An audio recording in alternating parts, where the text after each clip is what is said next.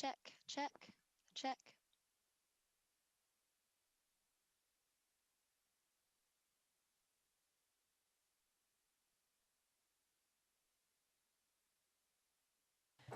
Good evening and welcome to tonight's meeting of Burnside Council of the 12th of April 2022, opening at 7 p.m.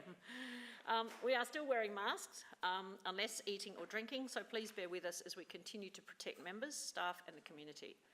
The gallery is still closed with deputations being received online and there'll be no public question time. I welcome all those who are watching this meeting from home. Please remain silent and stand for the acknowledgements. We acknowledge that the land we meet on today is the traditional land of the Kaurna people and that we respect their spiritual relationship with their country. We also acknowledge the Kaurna people as the original custodians of the Adelaide region and that their cultural and heritage beliefs are still important to the Kaurna people today. We also pay respect to the cultural authority of Aboriginal people visiting and attending from other areas of South Australia and Australia. On behalf of the City of Burnside, I gratefully acknowledge and pay respect to those who have sacrificed their lives for this country and its people. I'm going to take this time tonight to recognise in advance Anzac Day, which will fall before our next council meeting on the 28th of April.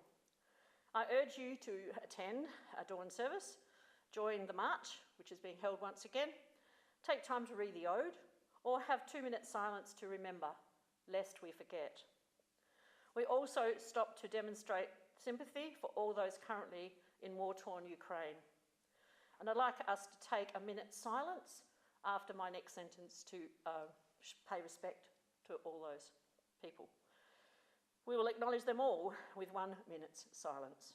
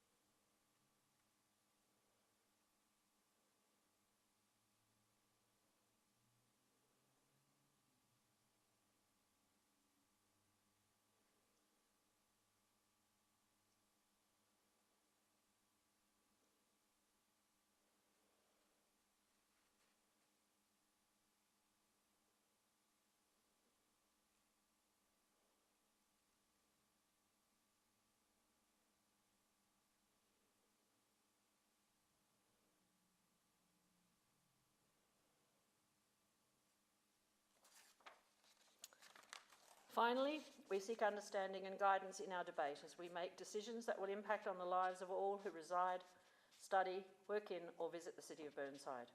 Grant us wisdom as we serve our community. Please be seated.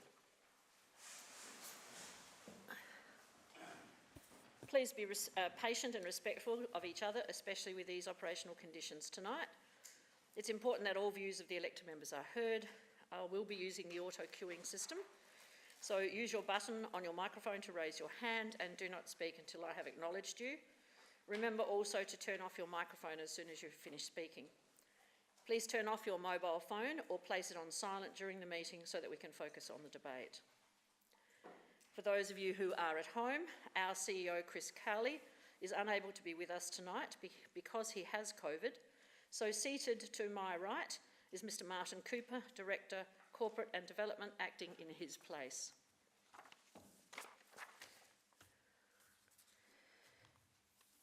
We have an apology from Councillor Davis. We have no leave of absences. Is there anyone wishing to make a declaration of interest? No, then we will move on to confirmation of minutes. Would I need someone to move a motion to accept those minutes, please? Councillor Dawes, seconded Councillor Jones. All those in favour? Against? Carried. No adjourned business, no public question time, but we do have no presentations, but we do have 3 deputations tonight. I did inform you of the third one during the course of today. The first one, which will be coming through, is from Mr. Ashley Wright of Glen Osmond, making a deputation regarding the Ashley Avenue Reserve at Glen Osmond.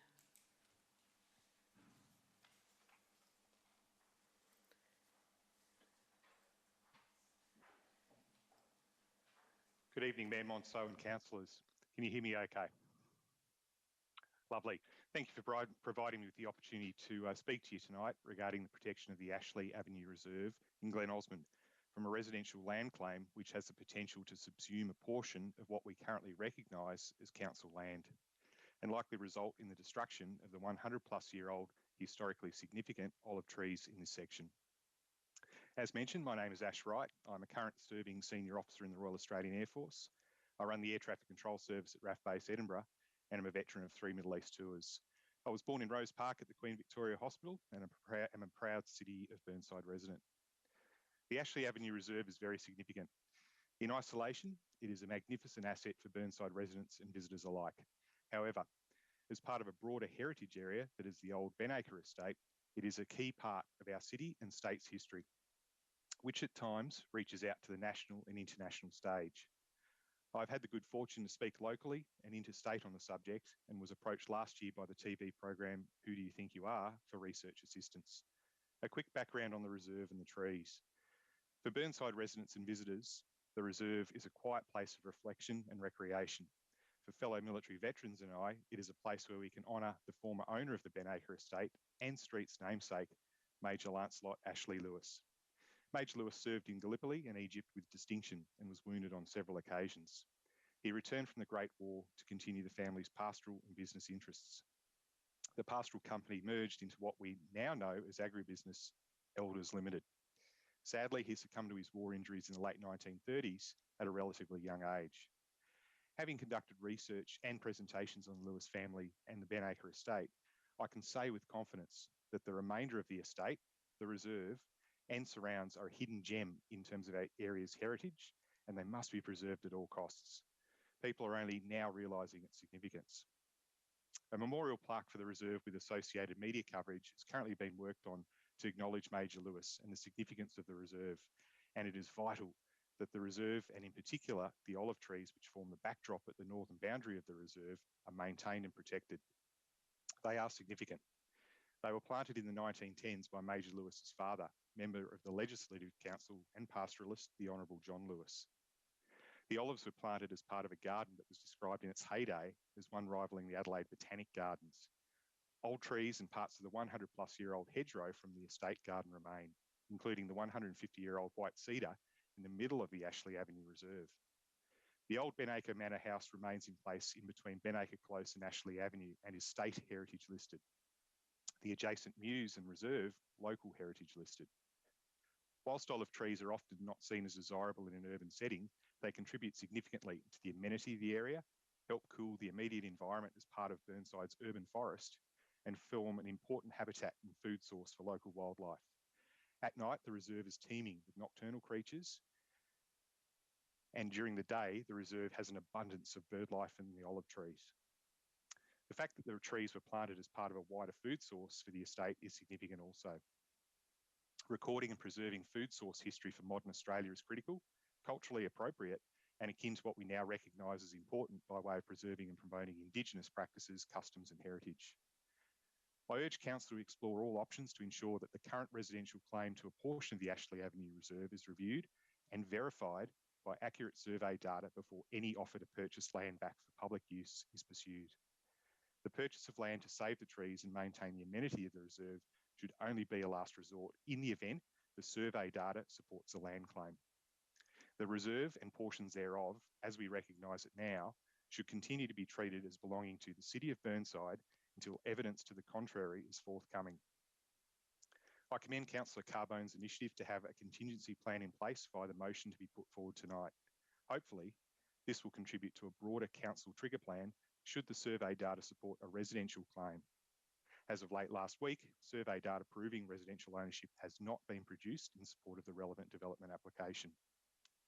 Our reserves are a vital and finite resource. We cannot set a dangerous precedent which will ultimately degrade our standard of living in the City of Burnside. Progress is not a carte blanche licence to erase our heritage. We must work smartly to strike a balance between progress and preserving our heritage for future generations to enjoy. Thank you and good evening. Thank you, Mr. Wright. Seek questions from the floor. Councillor Carbone.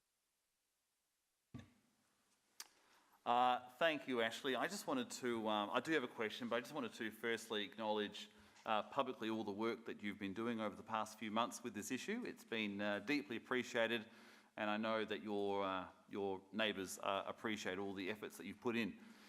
I do have one question, and that is, in your, out and about over the last few months talking to a lot of residents, not only in your street, but the much wider suburb, have you come across any residents who are not in favour of council preserving the historic olive trees?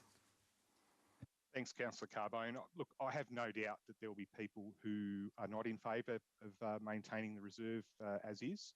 I know, for example, that the individual that is looking to potentially subsume part of the reserve is not in favour of keeping them. And there are neighbours adjacent that neither here nor there. Overwhelmingly, though, I've done a lot of slogging the streets trying to garner support and actually get people's views on the matter. Overwhelming consensus is that the trees need to be kept in place because they're an integral part of the reserve. Thank you. Councillor Lemon. Thank you for your deputation, Ashley. I'm wondering whether you've spoken to the landowner in question. Have you spoken to this person at all? Yes, very briefly, some time ago, Councillor Lemon. At the time, the individual was doing some trimming around the hedges, around the olives, which I believe he was within his right to do after he consulted with council. Ultimately, I think this is a matter between the member and council. I've obviously got the opportunity to have some input via this forum tonight. However, I don't want to get into anything personal with the individual. I don't have any problems with the person on a one-on-one basis. But ultimately, I think this needs to be channeled through the council so it doesn't get personal. Thank you. Are there any other questions? Councillor Henschke. Oh, good evening, Ashley. Good evening. Councillor Henschke here.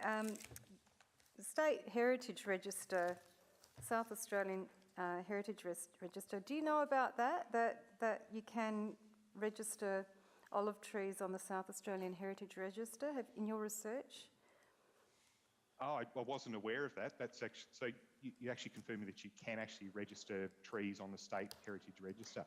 Yes, for example, Right. there are ancient olive groves in our parklands, and they're in Parks 7 and 8 and Katinga and Pangutilla parks, and you drive past them in North Adelaide, Gilberton, and all of those are on the State Heritage Register. So yes, my question is, would that interest the community to work with council perhaps on that, or maybe Councillor Carbone might want to adjust his motion, or perhaps we could get some advice from the administration. Thanks, Councillor Henschke. I think that's something worth looking into, because I remember attending a lecture at the Burnside Historical Society a couple of years ago, and it was actually about the olive and its significance in terms of South Australia's history. Now, there are fast disappearing species in the urban environment, so I'm heartened to know that there are avenues to actually put some sort of historical registration to certain species like the olive, and I do think it is a significant tree. It contributed significantly. We often focus on mining how it saved South Australia back in the early days, but looking into the history of the olive, it actually contributed significantly to our economy, our fledgling economy, many years ago. So that, as I said, I'm heartened to hear that may be a possibility. I always need a mission, so that might be my next mission after this one. I don't see any further hands up for questions, so I'll thank you very much, Mr. Wright, for your deputation today. Thank you, Mayor Monso. Appreciate it. Thank you. And our next deputation relates to the Sydney Street Crossing and Almond Avenue petition that we'll be looking at 10.4.1, and that is, we'll hear from Mr. Stephen Merritt of Glenside. Thank you. please tell me when to start? Straight away, Stephen. Straight away, thank you. My name is Stephen Merritt and I've lived in Almond Avenue at Glenside for 38 years. Mayor and councillors, thank you for the opportunity to describe the issues that affect us, the residents of Almond Avenue, on a daily basis, and to offer suggestions for how these issues can be addressed. This deputation builds on the petition originally signed by 70 residents, and the handouts provided have images and more details. Almond Avenue is a narrow two-way street, 150 metres long, that runs from Kyle Street to the pedestrian crossing on Sydney Street at one of the entrances to Burnside Village. The speed limit on Almond Avenue is 50 kilometres an hour, dropping to 40 kilometres just before the pedestrian crossing. Along one side, there is resident permit parking, plus 2-hour parking from 9 a.m. to 5 p.m. Almond Avenue was not designed for what is being demanded of it in 2022. We have become an overflow parking lot for Burnside Village and a dumping ground for Coles shopping trolleys. And with the expansion of Burnside Village, the problems with traffic flow and parking will only get worse. As residents, we face three ongoing problems: safety issues when using the pedestrian crossing at Sydney Street, difficulties entering and exiting our own driveways and navigating safely along Almond Avenue, and hazards to pedestrians and parked vehicles from abandoned shopping trolleys. The first of these, using the pedestrian crossing at Sydney Street. Residents in Almond Avenue and nearby streets frequently visit Burnside Village and use the Sydney Street pedestrian crossing at the end of Almond Avenue. Some of us are older, some have grandchildren in tow, and almost all of us have encountered difficulties with drivers who fail to stop or even slow down for pedestrians that are clearly intending to cross. There are no flashing lights, the most recognisable indicator of the need to slow and stop for pedestrians is not installed at this frequently used crossing. The raised area of the crossing is only slightly above road level and presents no challenge to drivers who choose to ignore it. What we believe would fix this problem is install flashing lights at the pedestrian crossing.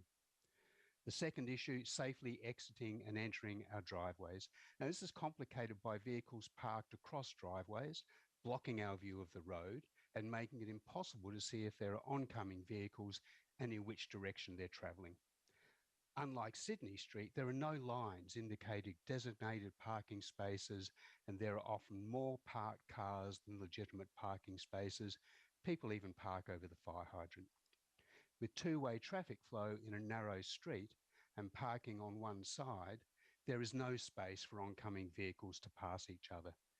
When I turn into Almond Avenue, I personally dread encountering vehicles coming in the opposite direction as I try to get to my driveway halfway along Almond Avenue. There is no room to pass. These issues are further complicated by vehicles entering Almond Avenue from Sydney Street, doing a U-turn at the intersection or a 5-point turn some metres down Almond Avenue. What would improve the situation is resident permit parking only. What would fix the problem is make Almond Avenue a one-way street with traffic flow from Kyle Street to Sydney Street. Reduce the speed limit to 40 kilometres an hour and mark legitimate parking spaces using the same system as is used in Sydney Street with increased monitoring of compliance. The third issue is more complex: hazards to pedestrians and parked vehicles from abandoned shopping trolleys. There are no restrictions on removing Coles shopping trolleys from Burnside Village, no incentives to return them, and infrequent collection of trolleys by Coles staff. Every day, shopping trolleys are abandoned in a haphazard manner along the length of Almond Avenue. 1 minute notice. Blocking footpaths, at times resting against parked cars or even left on the road. We understand that trolley collection is the responsibility of Coles.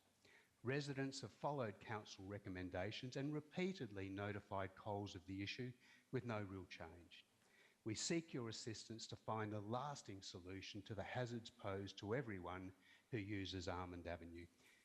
In summary, three problems: a pedestrian crossing that is not fit for purpose. Solution: install flashing lights. Uncontrolled parking in a narrow two-way street.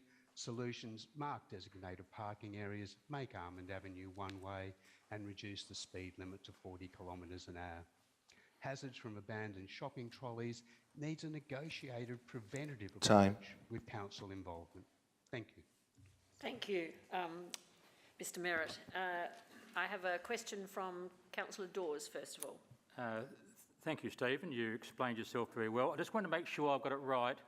With the one way that you're seeking on Almond Avenue, that is from east to west, is that correct? Oh, you got me there. Kyle Street to Sydney Street. So that would allow, so parking is on one side only. The flow from Kyle Street to Sydney Street would be consistent with the one side parking that's in place at the moment. So was that east to west to east? Heading west? Heading east. Heading east, okay. Now, you mentioned about yellow lines, and have you gone across to Park Avenue, Linden Park? Because there are a lot of yellow lines on that road. Is that what you're seeking on Almond Avenue? So in the handout I sent, I took a photo of the line system used on Sydney Street, which has yellow lines indicating where not to park and some boxed white lines indicating legitimate parking spaces. So really just exactly the same system is used in Sydney Street to be used along Almond Avenue on the side that parking is permitted. Thank you. Councillor Carvine. Oh, Stephen, thank you. I just wanted to, like the previous speaker, I just wanted to publicly also thank you for all the work that you've done over the past, again, likewise, number of months, if not years, over this matter. I know for yourself and Judy and that little committee that you've established, I know for them and yourself it's a very deep personal issue that affects you on a daily basis. But I just want to thank you for all the work that you've done. Gathering 70 signatures has been quite an effort, and I was quite impressed that you got, obviously not every resident in your street, but quite a lot in Sydney Street and Kyle Street and a little bit further abroad as well. So, and I know you've been, door knocking and canvassing residents as they leave Coles and so forth, and doing all those things to spread the word and get it out there that you do have issues and you want them addressed. So I just wanted to thank you for all the work that you've been doing. Now, I just wanted to ask, because you've been there for 38 years, and I know Judy's been there for a long time, and a lot of your fellow residents have lived in the street for decades. They are long-term residents. They didn't move into the area recently. This is an issue that has grown over time, and the question is how would you explain the change in behaviour over those 38 years? The change in parking behaviour or road use, Julian? Both. Everything that we're talking about tonight, how has that changed over the past 38 years? Right. Look, when I first moved here, parking was not really an issue. I think at one stage it was parking was permitted on both sides of the road, but that was before Burnside Village was developed. It was when there was more flat gravel parking spaces, and the tallest thing was 2 stories where the dentist building is. As Burnside Village has grown, the demand on traffic has just exploded. It's not even similar to how it was 5 or 10, let alone 20 or 30 years ago. People seem to be in more of a hurry. The parking is less considerate. People come, people go. No one has time to return trolleys and park. It's just the parking has become increasingly inconsiderate of people that live in the street. And I guess frustrations just build. The only positive for this has been the sense of coming together that the residents of Almond Avenue have experienced. And as you said, those little meetings to sort of bring people together and discuss the frustrations and reflect on how it used to be has been a positive outcome of pursuing this. But it's just the demands. I mean, Christmas, any long weekend, public holidays, school holidays, it's just the demands on parking are astronomically. And look, I wasn't exaggerating when I said I turn into Almond Avenue hoping to be able to get to my driveway without encountering someone coming the other way. I can recall standoffs where people that are just turning off of Sydney Street into Almond Avenue will just, there's nowhere I can pull off. And it's just a Mexican standoff, which is, was unheard of 3 or 4 or 5 years ago, but is now not uncommon, and that's disappointing. And it's stressful, it's unpleasant, it makes living in an otherwise delightful street at times quite unpleasant. Councillor Henschke. Oh, thank you, Mayor. Good evening. My question is, have Almond Street residents reported trolleys left around to the council so the council can contact the retailer? Again, look, I'm sorry, the audio I'm getting is incredibly echoey, and I'm afraid I couldn't Yes, hear the I'll question. repeat. Yes, thank you. Have residents reported the left trolleys to council? Well, yep. the abandoned trolleys. Yes. We did read the council recommendations for how to report abandoned trolleys, and that has been through, or I gather the recommendations are through the Coles. Coles have a web page that you can do that. Personally, I use the Coles shopping app that's got an abandoned trolley reporting system on that. And so, yes, we've tried that repeatedly. I've tried, my experience is posting something on a business's social media page will often get a better outcome than phone calls or emails, but we've tried reporting through website, through the app, through phone calls to Coles. I've certainly mentioned it in the past to Councillor Carbone, who has, I believe, reported it through council. Things might get a little better for a week and then it's just back to normal. Trolley numbers, the average day would be 6. The most I think we've ever counted is 21. It's unsightly.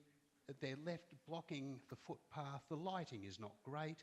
It's just, we believe it's not only unsightly, but it's a hazard to footpath users. And I've had a trolley left up against my car if I park it on the street. It's just, it's extremely frustrating.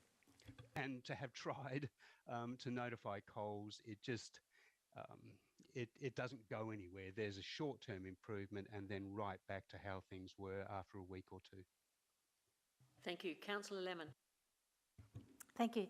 Thank you for your deputation, Stephen. I was just, the trolley thing, I've got a question about something else, but the trolley thing is outrageous, given that your street is pretty much walking distance to Coles. So people are clearly filling up their car with their shopping and just abandoning the trolleys, and it's disgraceful.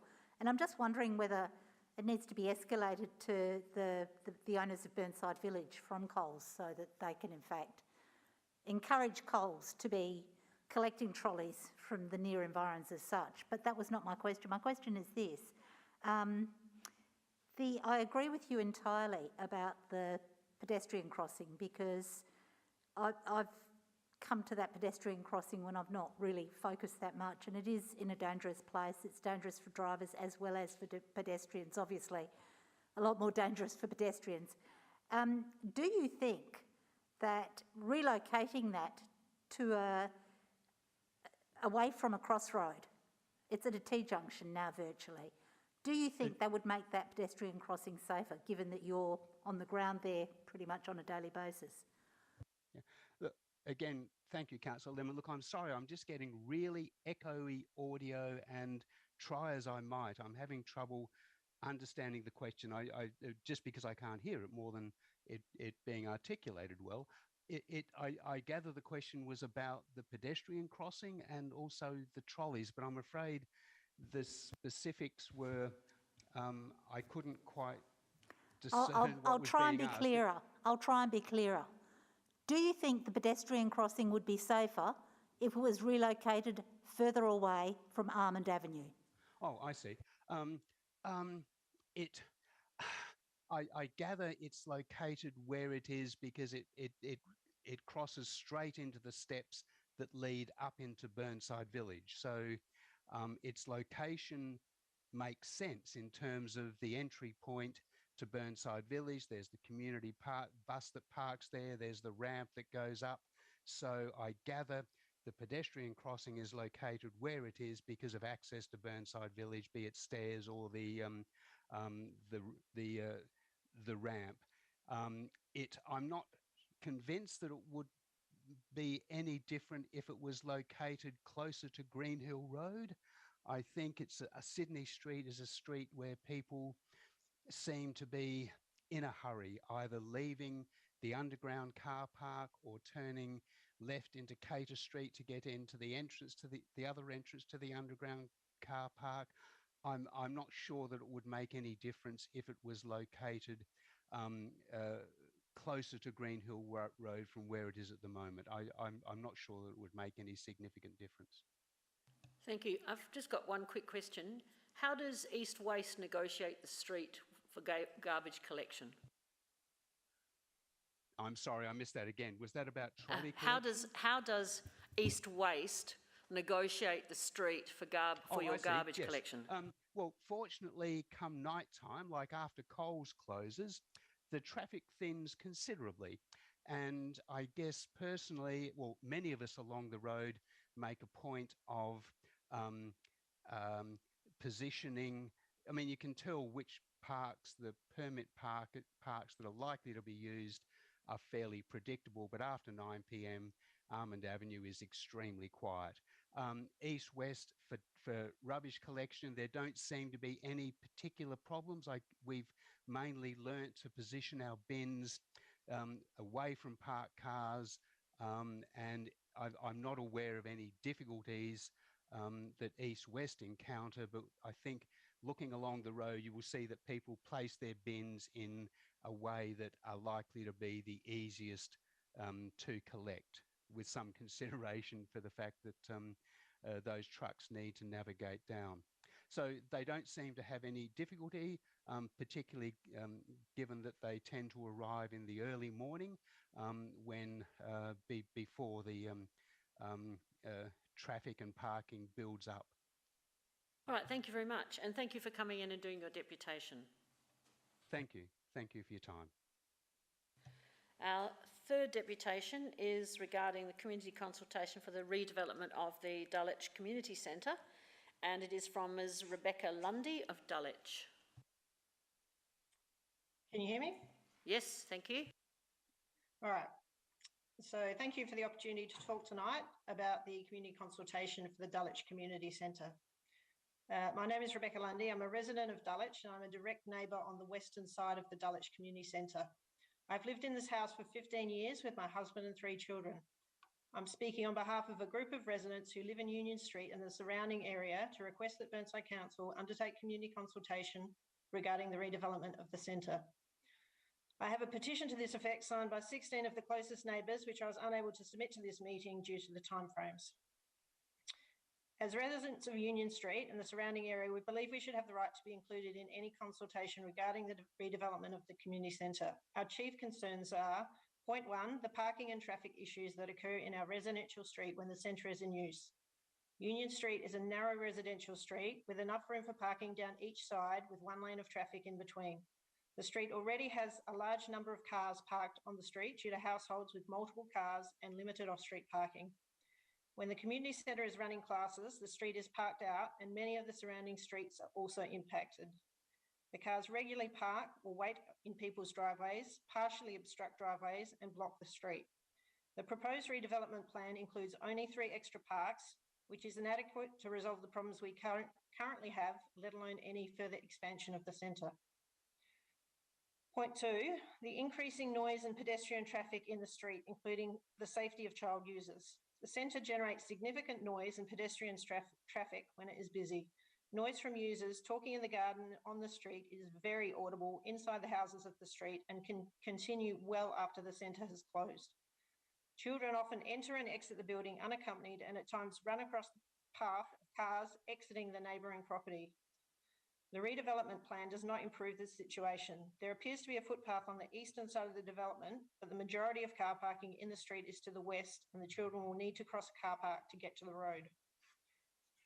Point 3, the statement 29.1.5 in the Burnside Council Report 072-21, which is regarding the expanded hours and increased occupancy that is planned to, quote, ensure ratepayer value for money is achieved. The centre hours are already lengthy, 6 a.m. to 9 p.m. weekdays and 9 to 5 on weekends. What further hours is the council planning to open the centre, and have they considered the implications for noise and traffic? What does this increased occupancy include? What numbers of cars will be coming and going in our narrow street? Has a traffic management study been done? We feel the situation is already unworkable when the centre is busy. I have been advised by the council that a fitness class has recently been moved out of the centre due to class sizes increasing to 15 people, and the council felt that a crossover of 30 people at change of class was too much traffic for the street. Point 4, the change of use of the centre from a quiet senior citizens club to a semi-commercial property. The council has changed the use of this venue over the last 20 years from a quiet senior citizens club to a busy venue that supports multiple commercial businesses. It is effectively becoming a commercial property. What consideration has been given to the effect this has on neighbours, their privacy and their ability to use their own home as they wish? Point 5, the devaluing of properties due to the changes the Burnside Council has made to the usage and look of the property. Where else in Dulwich do residents have a property in their street with a busy car park in the front yard? Direct neighbours will have a car park within metres of their bedroom or living room. The planned increased usage of the centre will make the street less appealing to potential buyers and devalue properties in the vicinity. Section 5.3 of Burnside Council's Community Engagement Policy states that council staff will be proactive in informing and seeking the views of its community, ensuring appropriate strategies are developed to maximise opportunities for participation by all members of the community. We cannot find anyone in this street or surrounding area that was notified or allowed to provide input into this decision. There is a school of thought which says, you have no right to complain. What do you expect if you live next to a community centre?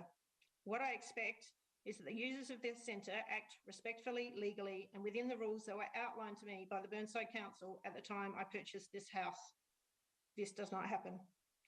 I expect that if Burnside Council wishes to change the usage and rules of the centre, that they engage with residents to ensure that what they are proposing is workable.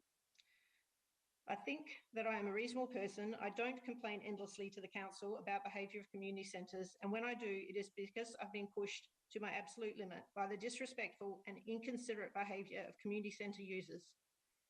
In general, when I have complained to the council, they act on the complaint as best they can, but any improvement is short-lived and is lost completely when new hirers come along. It would appear that the council has gone behind the back of Union Street residents to push through this redevelopment with no consideration as to how it will affect residents in the street. It feels like a massive kick in the guts, and I fear that the residents of the street will be left to live with the mess you create with this decision. Thank you. Councillor Carbone. Hi, Rebecca. Thanks for dialing in tonight. I have said publicly that I am a fan and I love the Dulwich Community Centre, but I've always felt that it's in the wrong spot. I wish we could pick it up and put it down on Stewart Road or somewhere else. Yes, so it is my not well suited to the location that it is in, especially in terms of traffic. Every single person I spoke to had a comment about how badly they'd been affected, how they hadn't been able to get in their driveway. I myself once spent 20 minutes circling the block with my children in the car because I couldn't get to my house. It's very frustrating. Yeah, Rebecca, I've seen that firsthand myself when a former partner of mine used to use the centre and I used to pick her up on Sundays. So my question is, because I know this is question time, my question is, sorry, just to clarify, are you unhappy with the current situation or are you unhappy with the future situation? And the proposed situation. So you're not happy with it now? I expected if that it was going to be redeveloped that people would look into the current situation. But it seems from the minutes I saw that the only thing that happens was that you talk to the users of the centre and wanted to know what they wanted. But if nothing changes and it's status quo, are you Councillor still unhappy? Councillor Carbone, you've asked a couple of questions. No, I think. I haven't got the answer though. Oh, okay. No, you're off. Well, I've got 3 other people who are asking questions. I'm not harassing anybody, but I No, he think was you saying can come don't back if you want another harass question if it's not answered, okay? Councillor, I did actually have Councillor Lemon, but she didn't use her machine. Oh. So Councillor Hughes jumps the queue, but I'll come back to you, Councillor Lemon. I think Councillor Hughes was in the queue. Thank you, Rebecca, for your presentation this evening. I'm just wondering, and I might have missed at the start, the audio is not fantastic. So how long have you lived next door to the community centre? For 15 years. And did you participate in the consultation in 2017? Yes, I did. Okay, thank you. No, I appreciate the feedback. Thank you. All right, Councillor Lemon, and then it'll be Councillor Henschke. Councillor Henschke's read or not? Yeah, okay, so have for you, Councillor Henschke. Oh. Can we keep these to questions, not long speeches, please? Thank you. Thank you. Do you experience people coming and going from the Dulwich Community Centre at odd hours at night? I've heard that Certainly cleaners... do. Pardon? Certainly there have been groups that have used it well beyond the hours that they're supposed to. Yes. A particular salsa dancing group was still there at 11 p.m. many times. The cleaners come in at all hours, 1 o'clock in the morning, lights go on, banging the door open, vacuum going. You know, it's about, I don't know, 4 or 5 metres from my bedroom window to the front door. It's very disruptive. Councillor Lemon. Thanks, Rebecca, for your deputation. Can you tell me how you actually did find out about the redevelopment?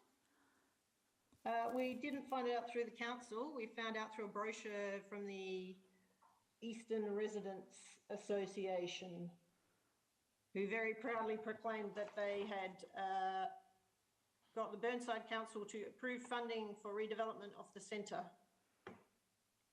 So none of us being members of that association did not know anything about it until we got that brochure. Right, now Councillor Carbone, if you have another question. Okay. Very short, Your Worship. I'm going to ask it a different way, if that's all right. So, Rebecca, my revised question to you is, in a nutshell, what do you think we should do moving forward with status quo options and so forth? I think you should reconsider the location.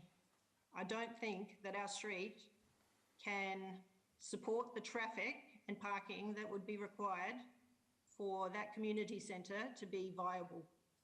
Because what happens is you look at it, you say it's not being used enough. The council says it's not being used enough. So they start adding more groups in. Then it quickly becomes unworkable. We have all sorts of problems with parking. We have kids running around screaming, making a lot of noise in the yard. I was told when I purchased the property that people were not allowed to hang out in the grounds of the community centre, and there were signs up to that effect. That is not the case. People constantly hang out there and talk. Sorry, I've gotten sidetracked. What was your question again? So you think I think that's been. I think. So it's you been think we answered. should sell it? Councillor Carbone. All right.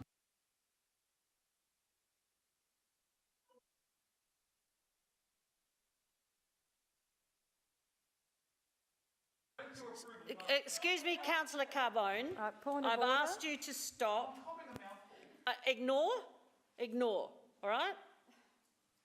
Now, is there anyone else who wishes to ask a calm, respectful question? Councillor Lemon. Thank you. Rebecca, do you support having a community centre in Dulwich somewhere? Yes, Thank you. no problem with that. And your street also supports having a community centre in Dulwich? I'm sure they do. Thank you. Right, is there anyone else who wishes to ask a question? Councillor Carbone, yeah, I'll give you one more opportunity. All right. Anyone else? No? All right. Well, thank you very much, Rebecca, for coming in and speaking to us this evening. Thank you. Now, we have 2 petitions. We'll move to 10.4.1. I seek a mover and seconder for each of for this one to start with. Councillor Cornish, you happy to move the non-complying electronic petition, seconded by Councillor Henschke? Oh, yes. I just need to ask a question. Are we accepting this when it's a non-complying petition? Or why are we I'll just ask this? Mr Cooper to answer that. Thank you. Through the Mayor, Council is being asked just to note the non-complying petition. It's on the agenda this evening for transparency purely, to ensure that any residents that participated in that petition knows exactly why Council was unable to receive it. Councillor Hughes. Can I just confirm though that we dealt with that 2 meetings ago when Councillor Piggott brought a motion on notice anyway, so it is being addressed regardless of accepting it as a valid petition or not. Yeah, that's right, but I just needed Councillor Davies' yes, answer. thank you. Question answered. Right. I will move the motion. I'll put the motion, and those in favour? Those against? Carried.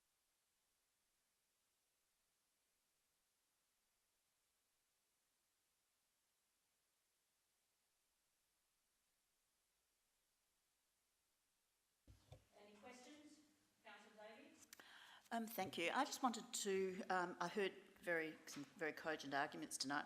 I just wondered what the traffic management plan associated with the Burnside Village redevelopment says and addresses, because I seem to remember from the briefing we had that there were some considerations in terms of the traffic around the Burnside Village. Is that the case?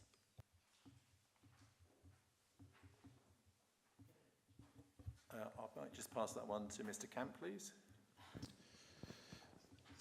Through your worship, there are some elements that of this petition that we are planning to actually address within the next financial year.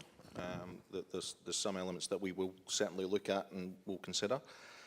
Holistically, that is correct. The area around the Burnside Village is designated as a precinct, and with increased potential development around that area, we plan to undertake a significant traffic management study around the precinct itself, which will also include consultation and consideration of all the streets within that area. And that would also include consultation with the village management as well as local residents. With respect to the petition, I'm happy to provide all of that feedback and other options in the report back to Council when we bring it back. I was just going to say that's the important part of this particular motion, is that it is requiring a report back by the 31st of August this year. Councillor Henschke, you have a question? Yes, thank you, Mayor. Has Council written directly to the retailers about the abandoned trolleys? Thank you. Through the Mayor, Council has had a number of direct conversations with the Coles and the Burnside Village, including today, where our team leader of Rangers contacted the village about the concerns, and they've undertaken to perform 2 to 3 times a day check on the street trolleys. The team leader did comment that it was particularly bad. He himself took 10 trolleys back, having collected them in Almond Avenue, Sydney Street and Cater Street and Kyle Street. In fact, while he was out there, he did educate one lady in Cater Street outside her residence who had just abandoned a trolley. So the centre are very aware of our concerns and the concerns of residents, and they are receiving daily contact through the apps from residents to say that trolleys have been abandoned.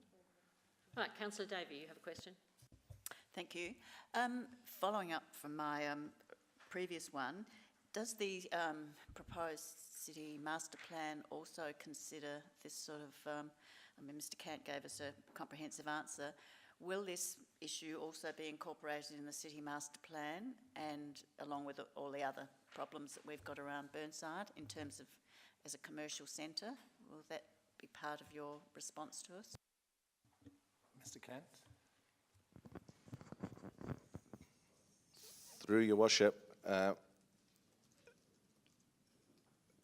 to give you an accurate answer, some of it will. So the 40k trial or considerations definitely will. Shopping trolleys, I'll be honest, will be probably a little bit too low level for a city master plan. However, suburb-wide traffic management considerations will be considered as a priority that we'll then look at following the development of a city master plan.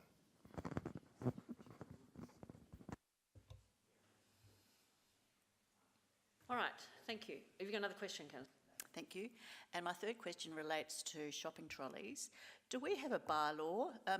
We have exactly the same problem in my area around the Woolworths supermarket.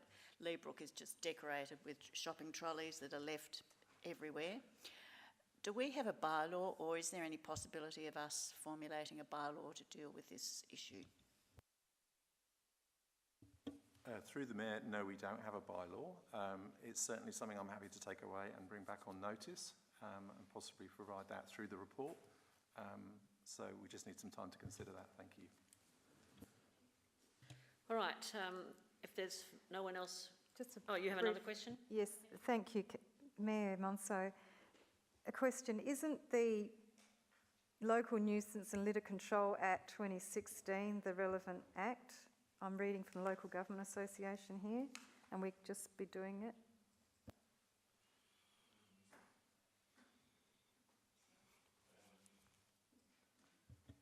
Through the Mayor, I'd have to check that one, Councillor Henschke. I think I've heard it resolved through bylaws, but again, let me check and we'll come back and report on that one. Thank you. Councillor Turnbull. Thank you, Mayor. Mr Cooper mentioned that during the discussions with Coles that they were concerned, but did they have any solutions or anything they're working on to help this problem? Because it's right up the road, all those roads around Burnside Shopping Centre have got trolleys on them. Maybe they have a plan. Did they mention it? Through the Mayor, no, they didn't specifically mention that, Councillor Turnbull. However, myself and some colleagues have an opportunity to talk to centre management tomorrow. So I'm very happy to raise that in terms of what is the long-term solution for this particular issue. One of the deputies this evening said you get a short-term relief and then it seems to go back to the status quo. So we really do need a longer-term solution, and Coles needs to be at the front of that piece of work. So I will raise it with them tomorrow. I think these supermarkets need to bring back the old coin-op, because the coin-op, the $2 or the dollar coin, it seems to still work very well for Aldi in Mitcham and Kensington Park. Did you have...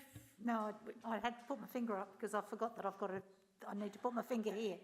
So you wish to ask a question? Yes, I do. I just wanted to say, will you make it clear when you deal with centre management that shopping trolleys is not the business of council, it's the business of the retailer? And I think that council getting sucked into that, we don't have to do Coles' job for them. Coles should do their own job. It's not our job to do that. Totally agree. Thank you, All Councillor. right. Okay, so I'd like to put the motion. No. I was going to make a slight comment, if that's all right, Your Worship. Question. It's not debate. Yes.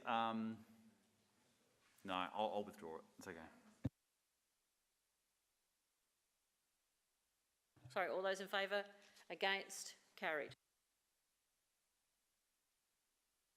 I would like to read this statement first before I seek withdrawals from reports. The City of Burnside has two reasons. I'm doing this early rather than at 11 o'clock at night or 10:30 at night when there's nobody actually probably listening. The City of Burnside has two reasons to mourn in these past 2 to 3 weeks.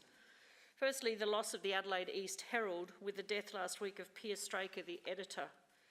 The owners have shut down this and the Adelaide Hills Herald, which has been operating for over 30 years. Both communities served by these newspapers will miss out on reading such positive and supportive community news. And staff, advertisers, and community groups who have benefited from these opportunities to promote their activities have lost their opportunity, and many, of course, have lost their livelihoods as well as the opportunities. Also, in relation to Mr. Bob Parr, that we will hear about later on. Early on Thursday morning, the 30th of March, I received a text message from Michelle Wallace of Wallace Cinemas to sadly inform me of the death of their dear Bobby, Mr. Bob Parr, OAM, after a long struggle with cancer.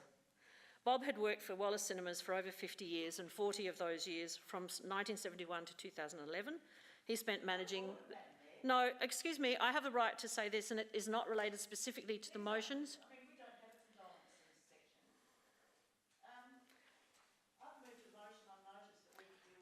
And so have I, and this is not related specifically to the motions.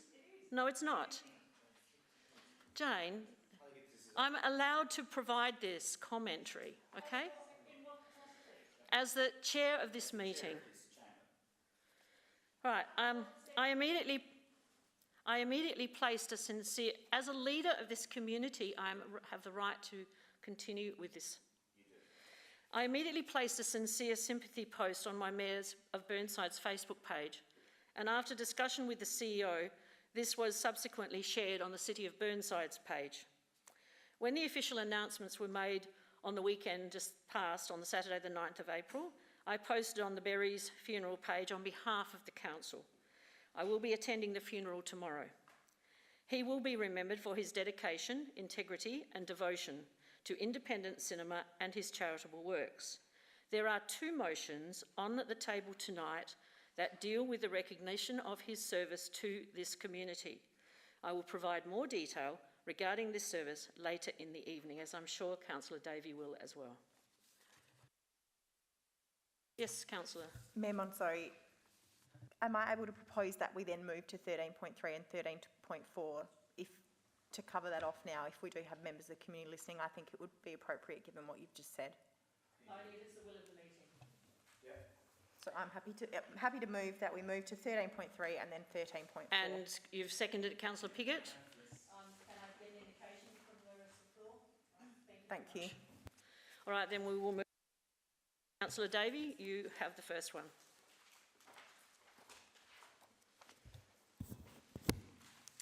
Thank you, Mayor. The motion is that the City of Burnside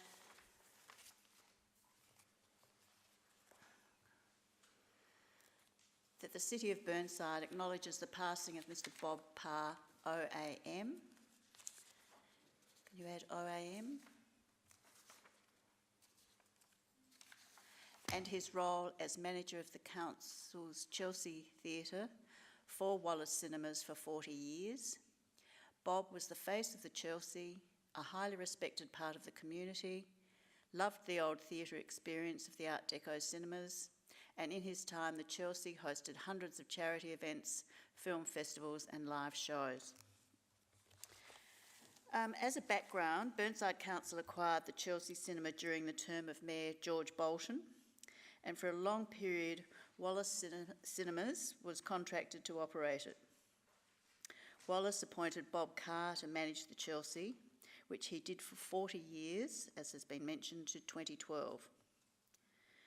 Bob was known as a stalwart of the independent cinemas industry with their fantastic, interesting films, and the Chelsea was managed with flair, showing many popular and independent films. Bob was also famous for the feature runs of iconic films, and a lot of you might remember these, usually held on Friday nights, at which fans would attend dressed in their favourite costumes. And two of the most famous were the Rocky Horror Show and the Blues Brothers. Bob had many contacts in charity networks and established an extensive program of charity film screening events over many years. These helped to raise a lot of money for charity groups, both locally and across Adelaide, and helped underpin the community viability of the theatre. Bob Parr was awarded an Order of Australia Medal in 2011 in recognition of his service to the community as a contributor to charitable fundraising.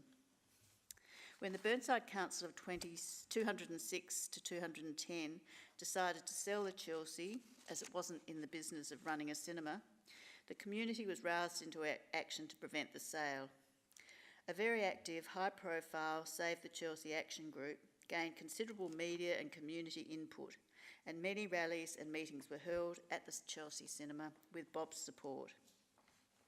Unfortunately, the uncertainty produced by the proposed sale was not good for business during this time, particularly as the theatre needed to be upgraded in order to take advantage of digital technology for film screenings.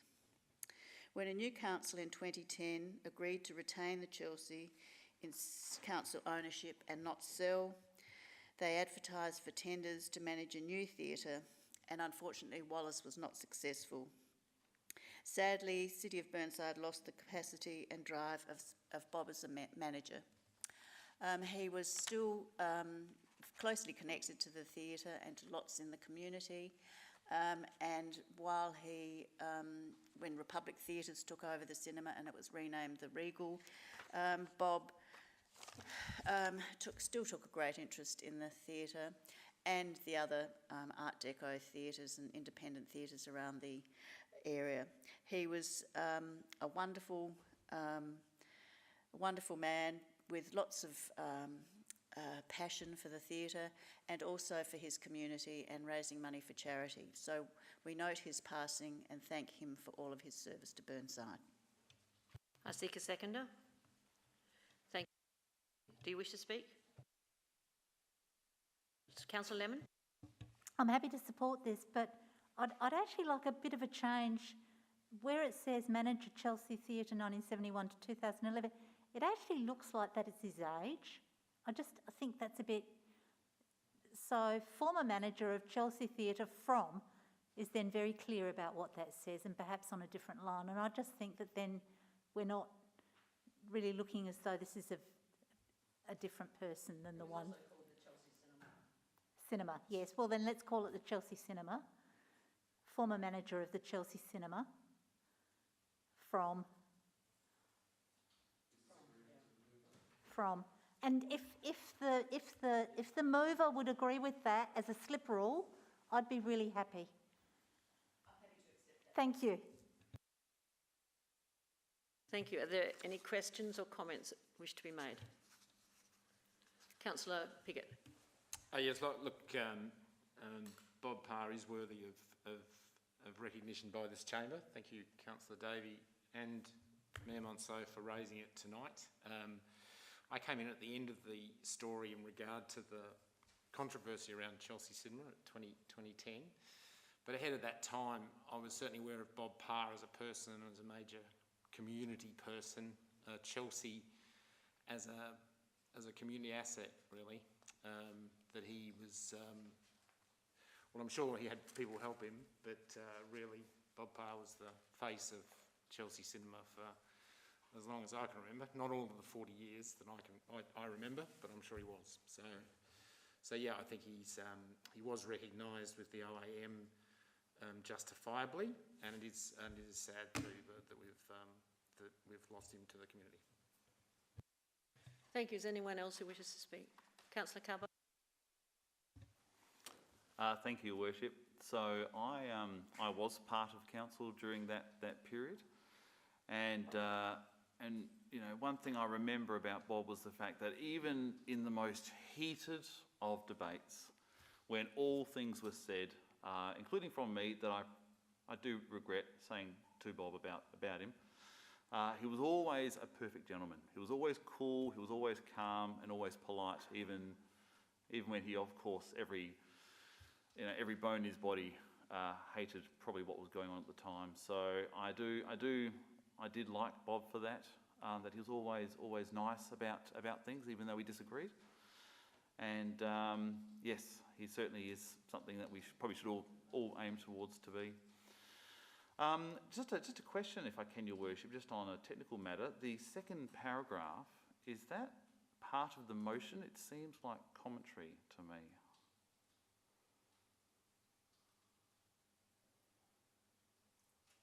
I think it just adds, I don't think it's contrary, I think it just adds to the information of the motion. Yeah, okay, all right. Would you agree, Mr. Martin? Yep. All right. All right.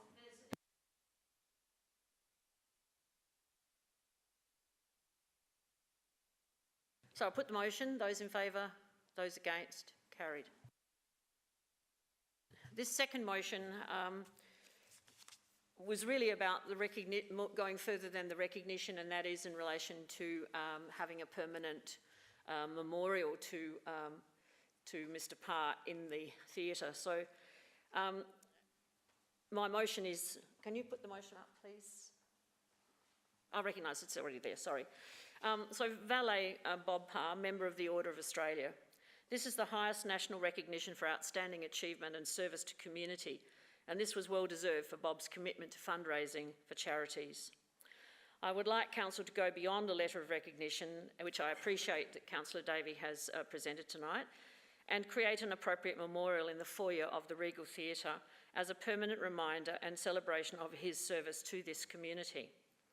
I would like it to perhaps include a framed photograph of him and a brief history with photos of his involvement in this theatre's ongoing history.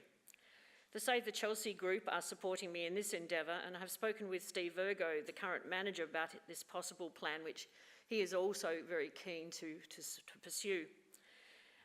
He also understands the significant contribution Bob Parr made to independent cinema across the state and Australia, and even recognised internationally. I'd like it also to fit with any future plans to mount the history of this theatre, as they have done so well in the foyer of the Woodville Town Hall, which was once also a cinema. During those 40 years at the Chelsea, his smiling face met you at the door, and he was the projectionist, using reel-to-reel 16mm projectors to engage the audience in film, including the bleep when you had to change the reel over, and there was another bleep when you had to change the reel again. Very old-fashioned technology, but that's the way we all operated as projectionists at the time. When Wallace took over from Hoyts, he actually suggested the name the Chelsea, named after the suburb in London that was very high class. And he supervised the refurbishment of the theatre in the early 80s. And I believe he was involved with negotiations to purchase the May Terrace property in the mid-90s. He became a well-known figure in Burnside, especially to the hundreds of schools and charitable organisations across the state who he supported in fundraising events, as you've heard before, as well as to its regular filmgoers, like me, who've been going to the Chelsea since birth. During the Save the Chelsea campaign, as you've heard also, hundreds of people came from across the state to support this theatre because of him, because of his work in fundraising. And I heard many of them speak. He instigated, as you heard, the long-running Rocky Horror Picture Show events and initiated the very first Adelaide Film Festival, which still runs today under, of course, different management. He was a walking encyclopedia of film, and I believe that he pioneered the regular session screenings of film in cinemas before there were multi-screens. And he was on the board of the Independent Cinemas from 2003 and received the Mark Stanley Award from the Australian Independent Distributors Association in 2011. Bob Parr championed our theatre for more than half of his lifetime. So I hope that you will support my motion and that we give due credit to this gentleman of passion, integrity and immense knowledge, and show respect for the one who cared for others throughout his life. He's very sadly missed by the Wallace family personally, as well as from his partner, Darren, and the whole cinema world is saddened, particularly saddened when they saw the announcement last week in the newspaper. So I seek a second. You've got one. Yes, I'm very happy to second this. And would you, Mayor Monso, consider changing former manager of Chelsea Theatre to Chelsea Cinema in the interest of accuracy? Oh, sorry, at the top I missed. Yes, I've got it in the motion, but in the wrong place at the top. Thank you. Do you wish to speak? No, that's fine. Councillor Davey? Thank you. Could I just make a minor amendment? And after, it's an absolutely appropriate motion. I'd just like, after in dedication to this theatre and to independent cinema in Adelaide, in consultation with council, so that we have, it does come to us and we have some sort of consultation about the memorial. I really don't want to add that. I think that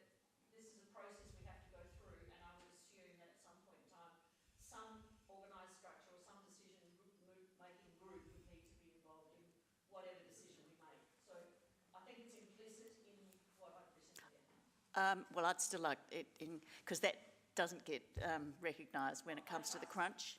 So I'd rather ask, we as a council, I think it's appropriate that we as a council have a say in the type of memorial. I don't think it should be in this motion. Well, I'll add it and we'll see what other people say. So move, Jade. I'm moving formally as an amendment. Is there a seconder for the amendment? If it lapses, it lapses. I want it written down.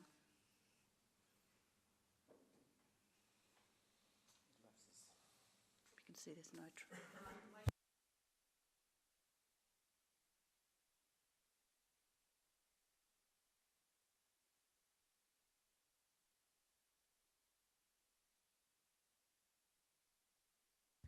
Is it possible to just cut and paste and put the whole motion? Thanks. This is my amendment, Madam Mayor. I think we can trust the staff to do it. This is my amendment, which I have every right to make.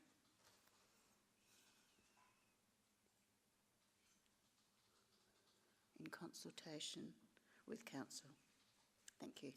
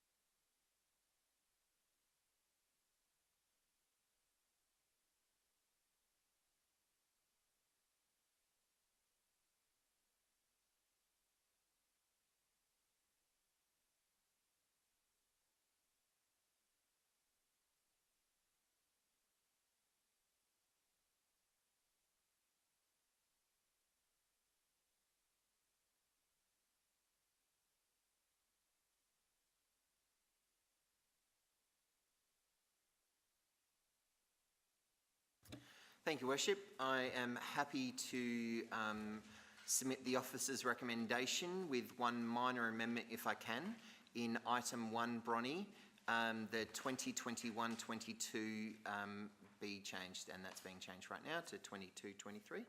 That'd be great. I was considering increasing it to the 3.8, but I think we go out with the 3.5. I'm quite happy with that. So I've got no issues with the work that we've done to date. I think it's been very good. And I commit the draft budget to go out to community consultation to the chamber. Seek a seconder. Councillor Henschke. Yep. Not speaking, just a minor thing, the public notice in the Adelaide East Herald, I presume then we'd have a public notice in another paper. Thank you.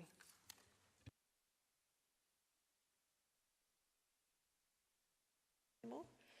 All right, is there anyone who wishes to speak? We get using, I can see your microphone posted, so Councillor David will just go back to your first. We'll continue now with using the electronic device. Right, Councillor Davey, it's your turn. Thank you. Just on that point, before if I need to move, on 5.1, do we need to move that a public notice would be placed in the Advertiser instead of the Adelaide East Herald? Is that an approach? I didn't hear. Acknowledge that you're going to put it in an alternative place, and the which would be the Advertiser. Thank you. The Advertiser. I was just checking. May I have a second question? Yes. At part 6, a public meeting has been scheduled for 19th of May. Are we going to hold that, or do I need to move that we hold a public meeting? Because I think we need one. Through the Mayor, yes, we are planning to hold a public meeting. Obviously, COVID permitting, things may change in a couple of months' time, but at the moment, in a month's time, we are planning to do that, yes. Thank you. I have a third question, but I'm happy to wait. I'll go to Councillor Turnbull, and then if there are no further questions, I'll come back to you. Yeah, thank you, Mayor. May I make a comment? Page 19, number 20, the council where it says the rates freeze for 2 consecutive years has cumulatively saved ratepayers 2.3 million in rates with no accompanying reduction in services. I think they're to be totally congratulated. Well done.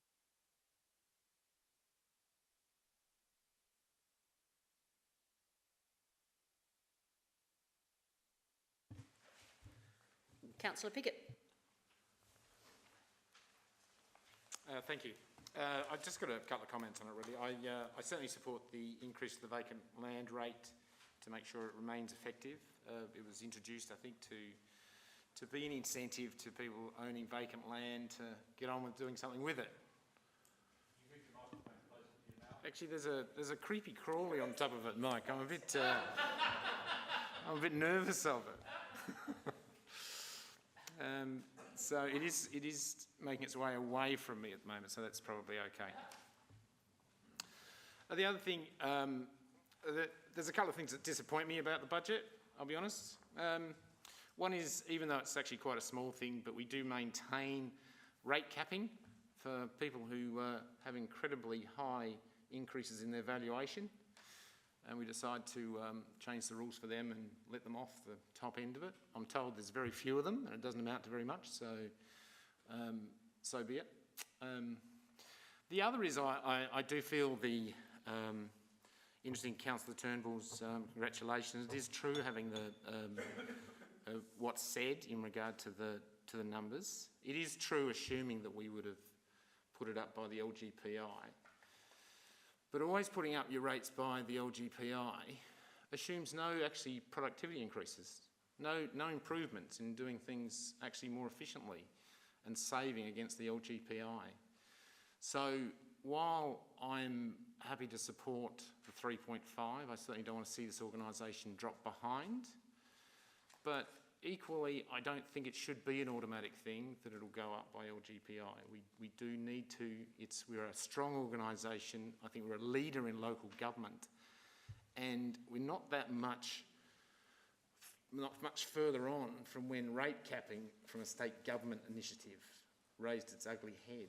So, and really the way to avoid that, I think, or that perception, is to continually work the fact that, you know, we do things more efficiently. We don't necessarily drop services, but we do things more efficiently. And so from that point of view, I think, though, you know, continuing not having rate increases is obviously not sustainable, but it also shouldn't be the assumption that rate increases should always be the same as LGPI.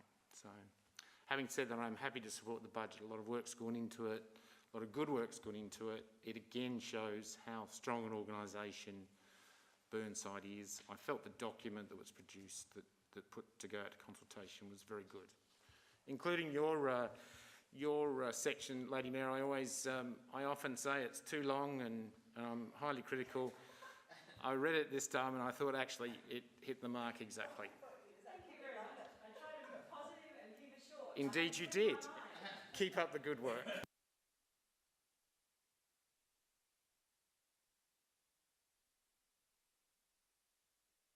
Okay, thank you.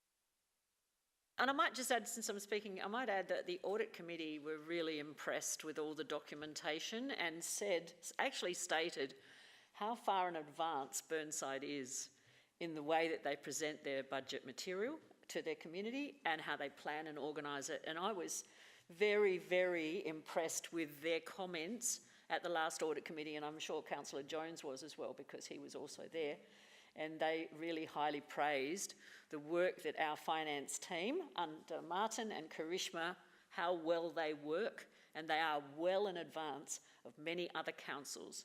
I won't say all, but most other councils perhaps, in the experience of those people who are all experienced auditors, the independent ones who made those comments. It wasn't Harvey and I, so these were from the independents. So I was very impressed with those comments at the time. So I wanted to, publicly make that statement. Now, Councillor. Thank you. I have a question. I did send this in ahead, and I'm still not clear. My question relates to the allocations that have been made in the budget for tree planting, maintenance of our green space, and our understory plantings. I'm looking at maintaining our assets on page 47.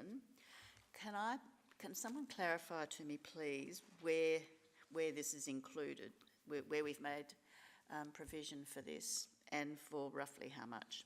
Thanks. Thank you. Excuse me. Thank you. Through the Mayor, I might just hand over to Karishma. Ms Reynolds, thank you. Thank you, Martin. Thank you, Councillor Davey, for your question. Individually, we will not be able to see those line items in the budget because they are all clubbed in within the operational budget. However, with regards to open space, the amount that is allocated for the 22-23 budget is 1.1 million, and urban forestry is approximately 1.5 million.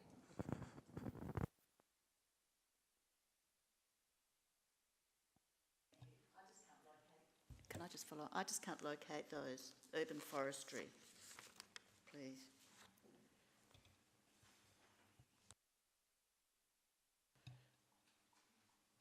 Can you, Ms Reynolds? She can't locate the information about the urban forest. Sure, thank you, Mayor.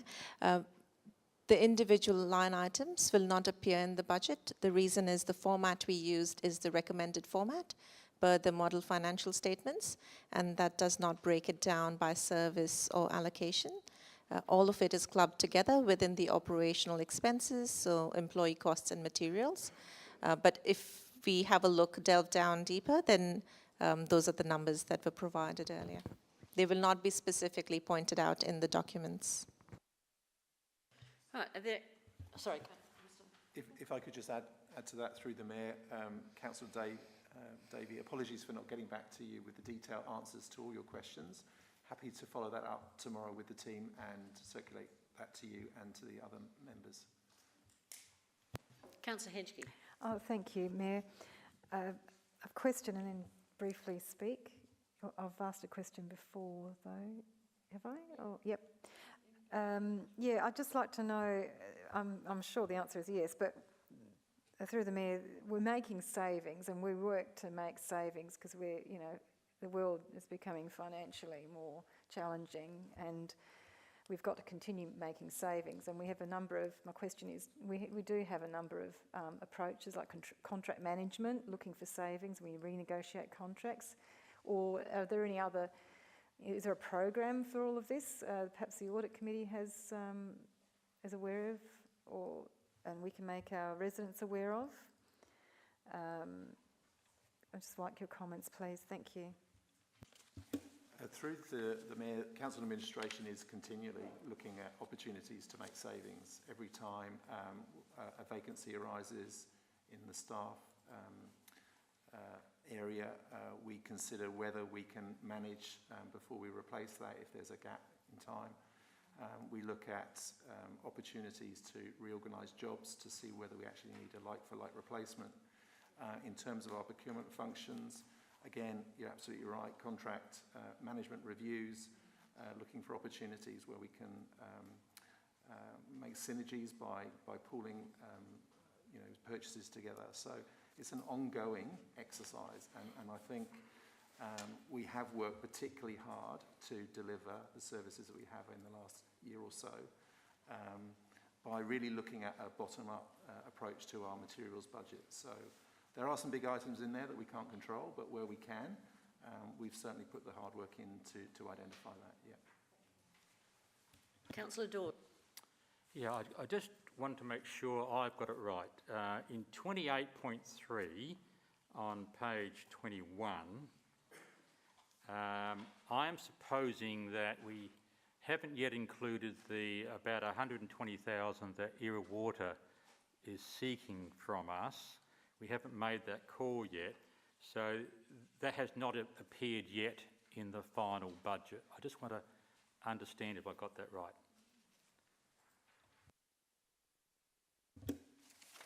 Through the Mayor, yes, yeah, you're correct, Councillor Dawes. We have yet to finalise and present the Era Water budget to Council, and we anticipate that to be presented in May. The 122,000 that you refer to is what's being called a water security charge, which is 1/5 of 610,000 that Era Water is looking for over a 5-year period, together with $1 million worth of capitalisation. So those figures are not included in the draft budget at the moment and are subject to being included once we have that presentation and it's adopted. The other things that aren't included, just for members' information, are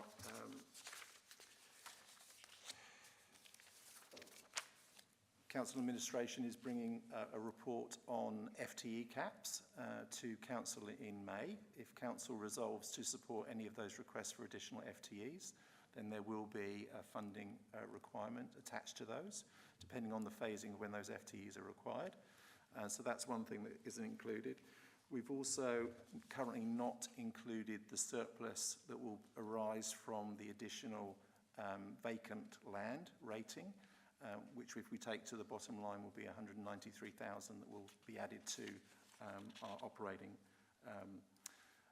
figure. And finally, we haven't included the operating surpluses from our regional subsidiaries yet.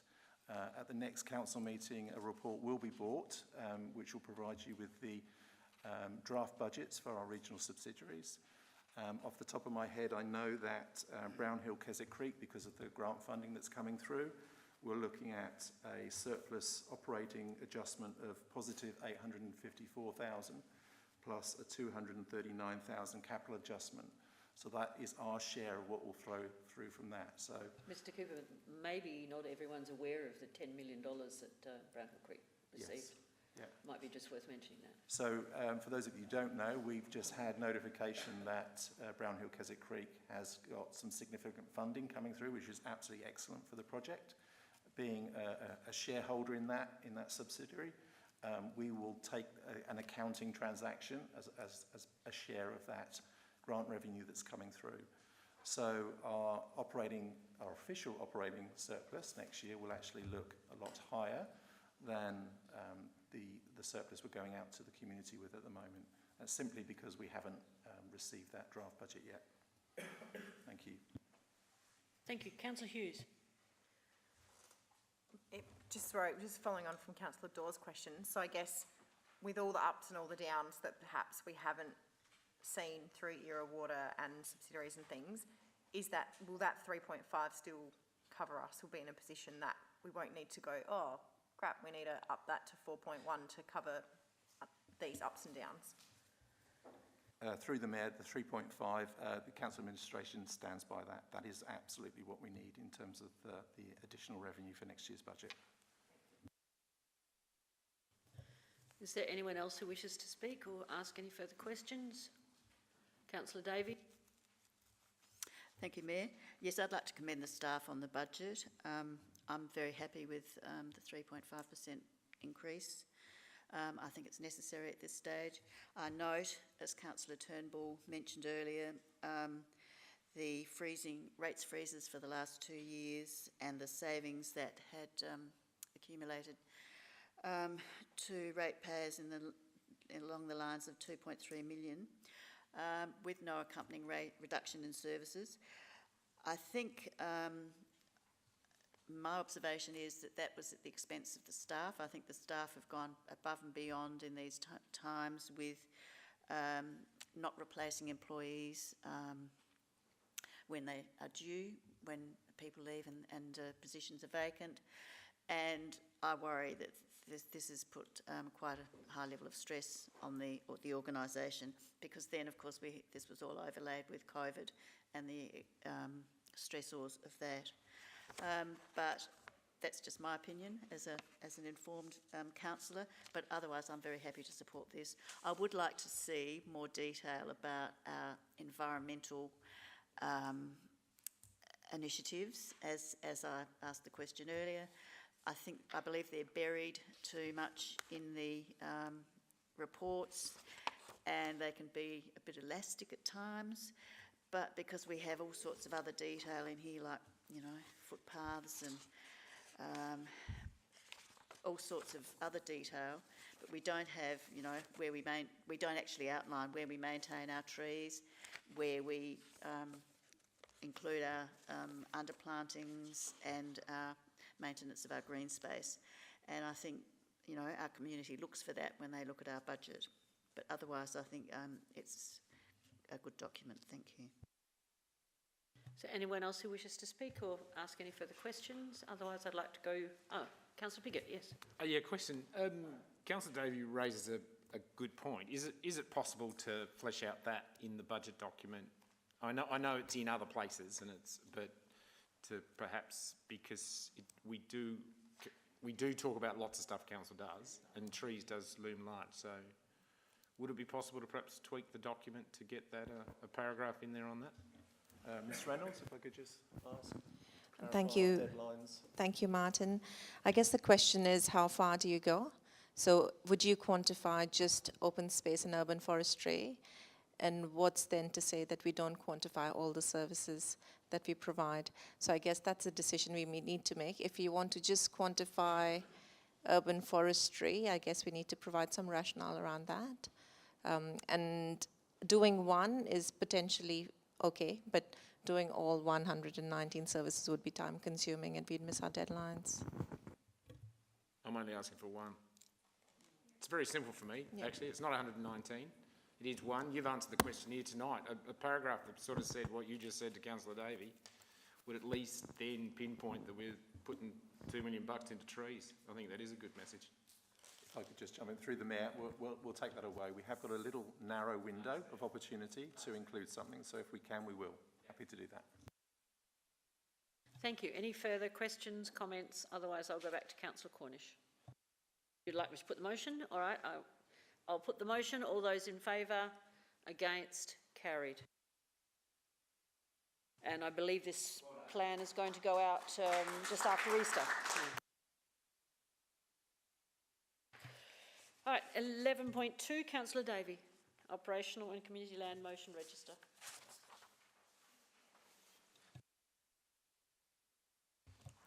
Thank you. Thank you, Mayor. I'll move in accordance with the officer's recommendation and thank the Manager of Director Corporate and Development for updating the document to clarify it for us, because when I received it, I looked at it and thought, we do need a running, it's part of our open space policy and other commitments, and we do need this register to outline to us the history of our open space fund, how we've accumulated our meagre funds of 115,000. But we've still got that there, but it's how the most important thing is how we have disposed of land or assets, sold them off, the approaches that have been made to us, and then what has happened to them, and how some of them are agreed to and approved and others don't go ahead. So I think it's really helpful to have the accurate record about applications and when our resolutions are made, that they're actioned and completed, and that some are still not completed. one of which I'm fascinated with, is on page 9 of the document, and it's the portion of Swift Avenue, Dulwich, which council resolved to sell. It's a little strip of land at the front of a property, and that was back in October 20, but it hasn't been progressed. It's on hold at the request of the applicant. And I just have two questions. How long do we hold these, or are we able to hold these applications? And two, what is the reason that this sale hasn't gone ahead? Thank you.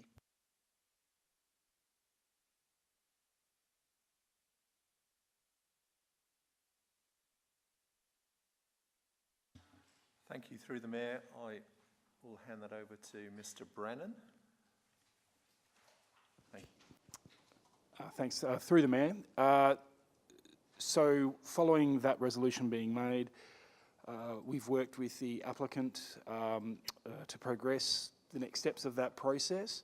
Through that process, the applicants found out that there'd be significant costs in terms of service relocation. There's a high pressure, sorry, my apologies, not a high pressure, there's a gas main which needs to be relocated, and it's incredibly expensive for them, so they're reconsidering their options as to whether they can achieve what they need to. Noting there's a high cost involved with that.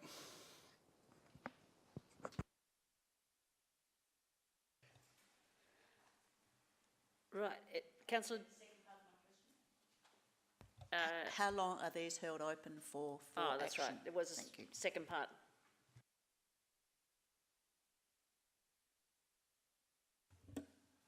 Through the Mayor, the resolutions stay there. Really, they're enduring. As we said before, indefinitely, Councillor Davey, until something happens one way or another.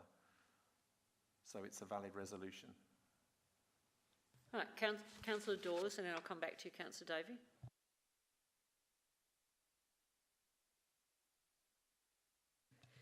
Sorry, I've just got to get this on. Councillor Dawes has seconded the motion. Now, did you have another question, Councillor Davey? Thank you, yes.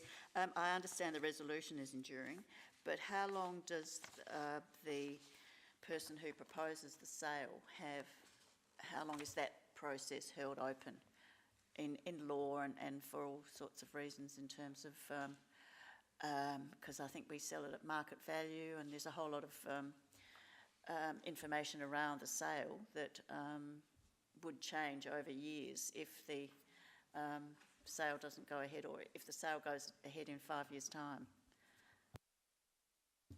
Through the Mayor, I don't believe there is a time frame for that to occur. Clearly, if things have changed significantly over a long period of time, it would be appropriate to bring that back to Council's attention. For renegotiation? Yeah, for renegotiation, that's correct. Yes. Is there anyone else who wishes to make a comment or ask a question? Otherwise, did Councillor Dawes wish to speak at all? No? All right, so Councillor Davey, can I put it back to you? Do you wish to say anything further? All right, I'll put the motion. Those in favour? Against? Carried. Now we will move to portions of McKenna Street Reserve. That's Councillor Cornish.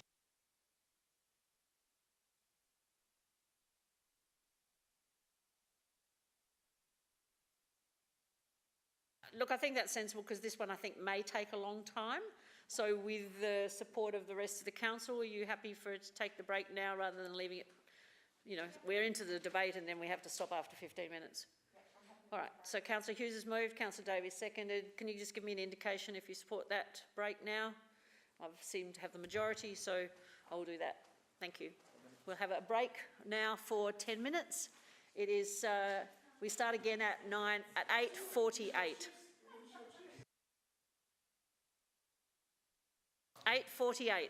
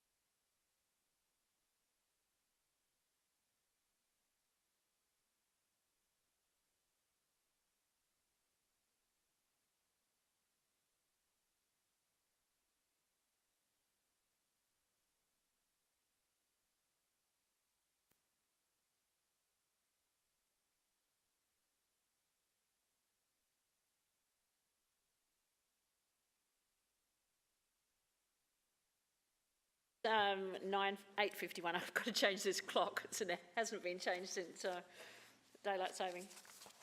Okay. We now have the motion in relation to Yeronga Avenue and McKenna, and that was in the hands of Councillor Cornish. So, Councillor Cornish, I'll let you begin the meeting.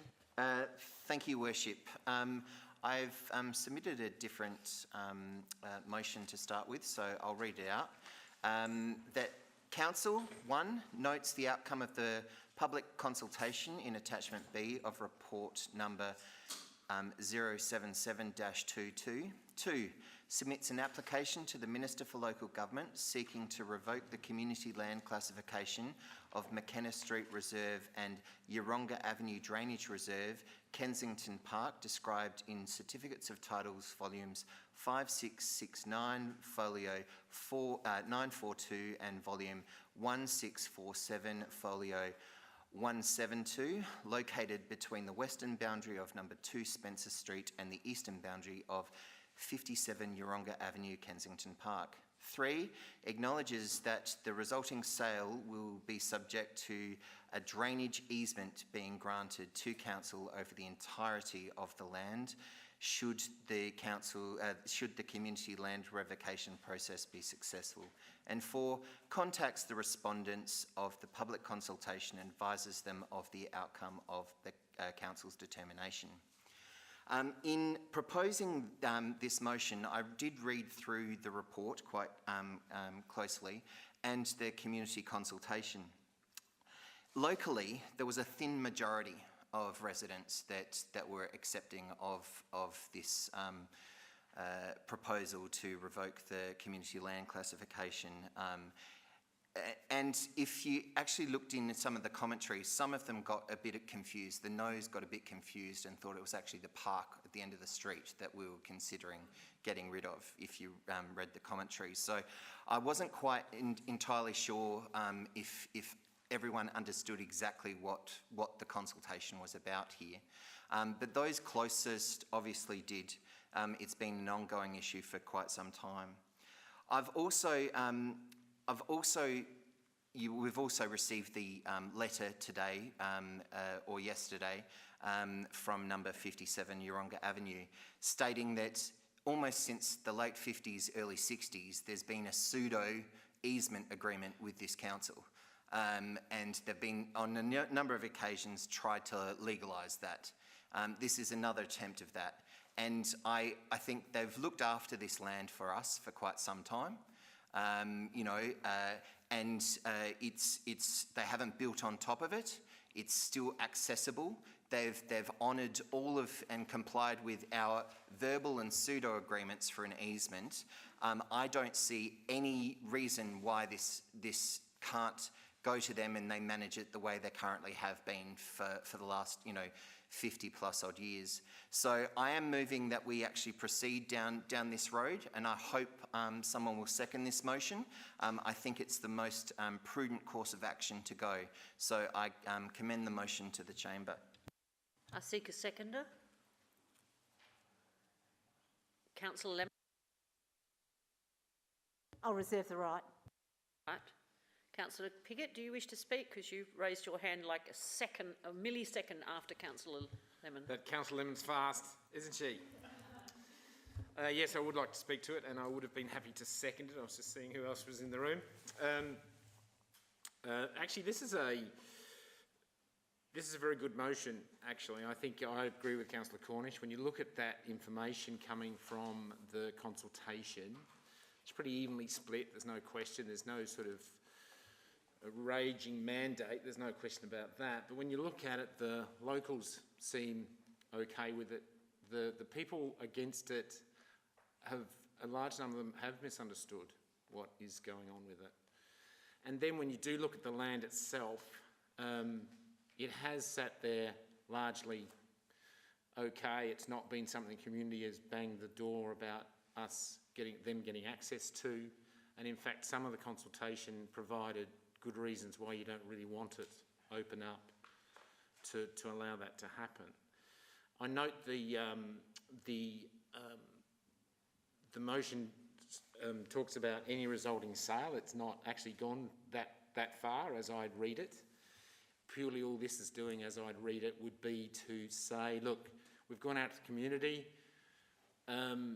It is evenly split. It's certainly not. It's not something that I don't think there's a raging mandate against it as well. So I think as a practical thing, it's a sensible thing to actually take it from being community land classification.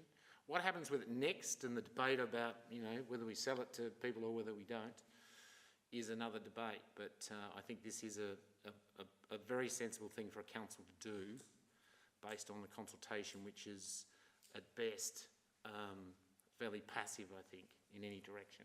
So I certainly support it. Councillor Dave. Thank you, Mayor. I don't support this. I think it's a total cop-out, actually. Council's considered this matter several times over the last year, following application by one or more of the encroaching homeowners adjacent to the McKenna Street Reserve to buy part of the reserve in order to subdivide their property. That's what started it all off. Certainly there has been some, I won't say maladministration, but mismanagement, I would say, on the part of council, we've been quite lax in our approach to this land for quite a long time. Council actually decided in March 2021 to remove all encroachments and return the land to open community accessible use. This was rescinded and further information was requested. Council duly considered this and voted in October last year to put the matter for proposed sale out for community consultation. The consultation held in February 2022 results in a 41% for the sale, with 59% of Burnside residents against the sale of the land. There was one person who was invalid because they weren't a Burnside resident. Our community has a genuine interest in our community land, which our ratepayers subsidise and pay for and want access to. So I don't think the locality of the respondents has anything to do with it unless they have the status of a Burnside resident. In governance terms, it's important for council to note its own policy, its open space policy, which amongst its aims is to enhance landscape amenity and protect and enhance the natural and built open space network. And it also says, and I'll quote, where a request is made to purchase an area of public open space in the city of Burnside, it will be provided to council for consideration where it's not considered it would have a material impact on community operations. There would not be a negative impact on existing trees or biodiversity. Well, this isn't the case. And the request is not being made to resolve encroachments that are minor in nature and could be easily removed, which is the case here. There's just fences built over public land. And the request is not being made to support a subdivision proposal, which is how this was initiated, to allow at least one, if not two, homes to be subdivided. So I think it's really important for us to recognise our obligations in this matter as custodians of community land. And I believe that the open space we have in Burnside should be retained and conserved in an environmentally sustainable manner to preserve the city's natural landscape. It's clear from the comments made that our community values this public land. So I'll just give notice that if this, hopefully you vote this down, and I will move in accordance with the officer's recommendation. Thank you. Councillor Hughes, you're next. I just had a question.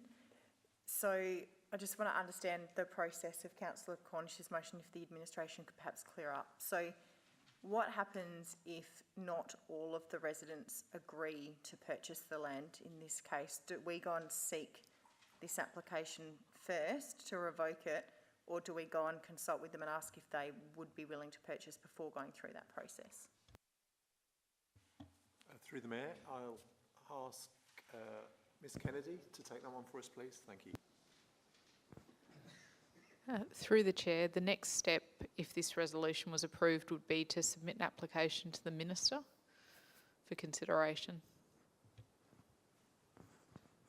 Sorry, can I just... Yes, I just want to understand though, because we don't actually know whether the residents would all be willing to purchase the land anyway, so I guess, should we do that first? Because I guess it wouldn't make sense if one resident did want to and the other two didn't, and then we're left with a situation where we don't have consistency across the board.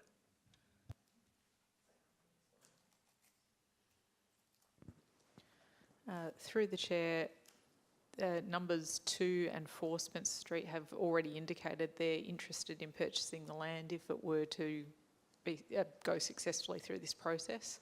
And 57, I believe, would prefer a lease or licence arrangement. However, they'd be interested in purchase if that wasn't available. Does that answer your question, Councillor Hughes? Sorry, next person is Councillor Piggott. Thank you. A question just following up on Councillor Hughes' question, if I could. Is it fair to say that the question about whether they do or don't, or whether we do or don't, is premature at this point based on this motion? This motion is saying we apply to the Minister to actually effectively have that land changed from community to operational.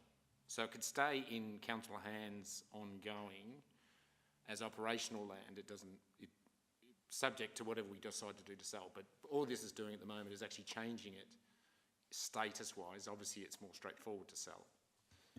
Is that fair? Is my interpretation of that correct? Through there, yes, that's absolutely correct. Councillor Jones. A question, if I may. Sorry, I'm supposed to get my... So Mr. Miles, in his letter that we received yesterday, said he doesn't want to buy the land. So what would be the purpose of converting community land to operational land if we have no operational use for it?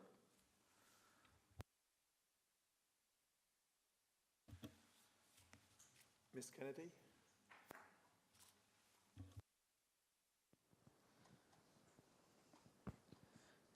Through the Chair, it's whether it's community or operational land, it's still functional as a drainage reserve at this point in time. So its purpose at this point is provide access to the stormwater pipe that runs through that parcel of land.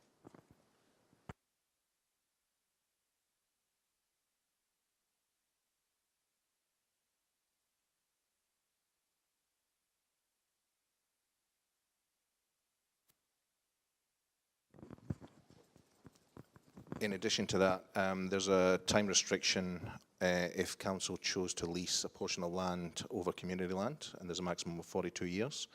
If you remove that restriction, there is no time restriction that would be applicable to that portion of land.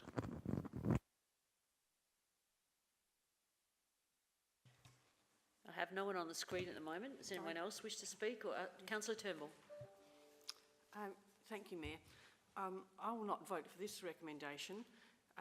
A very wise, experienced member of our administration said to me recently, with regard to a similar issue in another part of the city of Burnside, our ward actually, those residents have been very fortunate to have lived adjacent to, or in this case, had the use of council land for so many years. Now it's time to open it up for all the residents of Burnside. And I agree with him, and that's why I will not vote for that motion that's up there now. Thank you. Is there anyone else who wishes to speak? Councillor Hedge. Sorry, I think according to this, it's Councillor Jones. Oh, Councillor Hedge can... You're not up here yet. I haven't seen you on the screen at all. Okay, so Councillor Jones first. So I had another question. Sorry, I keep forgetting. Councillor Cornish mentioned this pseudo easement over the land. Does the council have any record of that existing legally?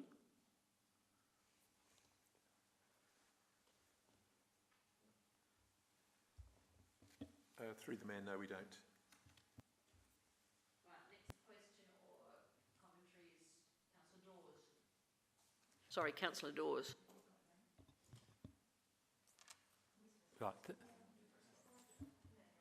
Right, thank you, Mayor.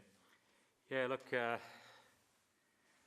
just checked, and with the Moorcroft Reserve one, which we looked at, and it was February this year, 60% were in favour of setting the land. 60%, and this council voted 9-3 in support. We've got the opposite this time of 60% against. So I have to be consistent, Councillor Cornish. I'm sorry, I have to be consistent on this one. I do believe that the use of the land for community is contentious, but when you seek responses from the whole Burnside community, and there were 3 to 8 that were only in favour of the proposal, then you've got to listen to the community. I'm sorry in this one that I've been trying to be convinced, because I was with Councillor Pickett early on, going back to last year, I think, where I thought this land, gee, I can't see how the community can use it that well. But they've come back to us, as with Moorcroft, and said, no, we're happy to do this or that. So the 60% factor hasn't changed for either of those two, even though they're the opposites. So I'll have to vote against this motion. Councillor Davey. Thank you, Mayor. My question relates to the properties in question and how long they have resided there and had free use of this community land, please, to the administration.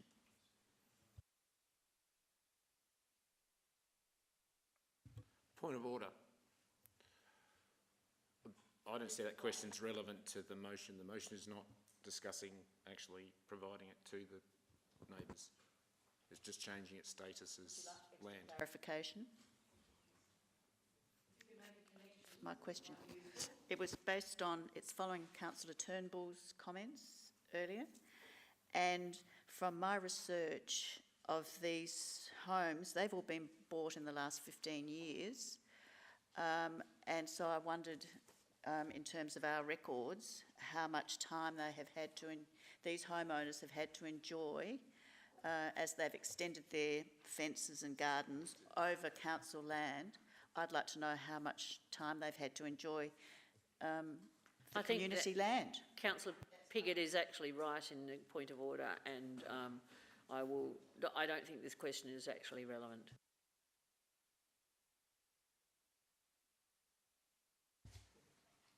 Councillor Jones.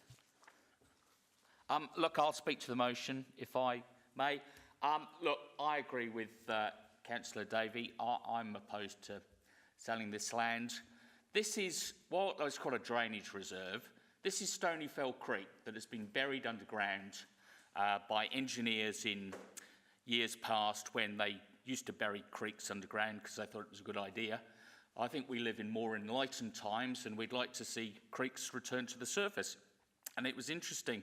I went to the excellent environmental workshop that we had a few weeks ago. I mean, not everyone came, but it was a great workshop. And what really interested me was the council's plan to put in wildlife corridors. And what better wildlife corridor can there possibly be than a creek? Just look at the satellite map of the city of Burnside. You can see where the creeks are on the map from the vegetation. We've got that old River Red Gum there. River Red Gums need running water to breed. That could be, people say, oh, it's just a laneway. It's not a laneway. We could turn that into a magnificent creekside setting. It would be great for our eco-diversity. We could extend it through the rest of McKenna Reserve proper. And as we know, that the creek continues onto another piece of land that council owns that somebody else is trying to buy off us, that could also be turned into a wonderful wildlife corridor. So, look, I feel sorry for the people who have been using the land, and yes, maybe council has been lax in not enforcing our ownership rights, but it's come to our attention now. The people want to buy it to subdivide. I mean, look at what we're talking about in the city master plan, that we want to prevent subdivision And here we are selling off land to allow subdivision. It makes absolutely no sense to me, so I shan't be supporting the motion. Councillor Hughes. I just have a question from our administration, if they could perhaps just clarify some of the statements that Councillor Jones has made. I know we have some engineers in the room, so I'm just wondering if you did perhaps open that from a closed-in culvert to be a creek, would that increase the flooding risk for our residents? Ms Kennedy? Through the chair, yes, possibly. I guess the other tricky consideration with that would be that at either end of that there is road that culvert runs under, and putting a creek through the middle of a road would be a challenging engineering feat, I imagine. Councillor Lemon, you were the seconder. You're going to speak, or you have questions? I have a question, if I may. And it actually, again, goes back to what's been said by a couple of people tonight. Do we really have an indication of whether people want this land so that they can subdivide and redevelop? Have we got any proof of this? Because this is speculation as far as I'm concerned. Point of order, explanation? It's not saying about selling it. Oh, yes. Do we have it, so it doesn't matter whether we're selling it or not. Do we have any indication that it's growing?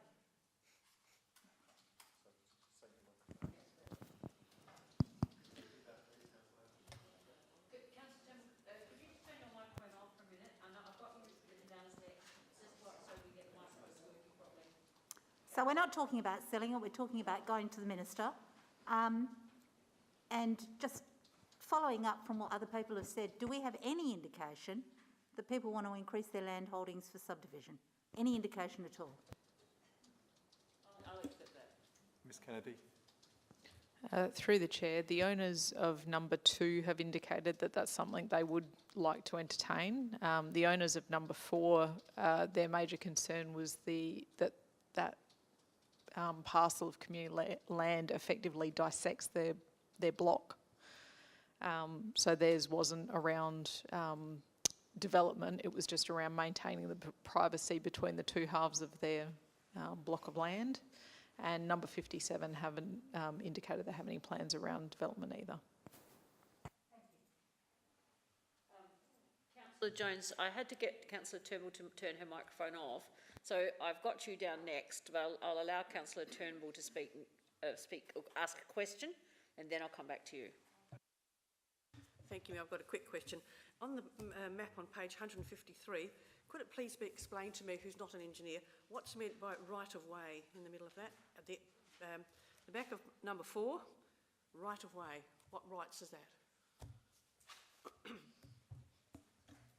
I'll ask Ms Kennedy to take that one, please. Through the Mayor, the right-of-way connects the northern parcel of number 4 Spencer Street with the southern parcel. It's actually a certificate of title that's split over two parcels of land. The community land runs through the centre of it, so that right-of-way gives access to move back and forth between the parcels.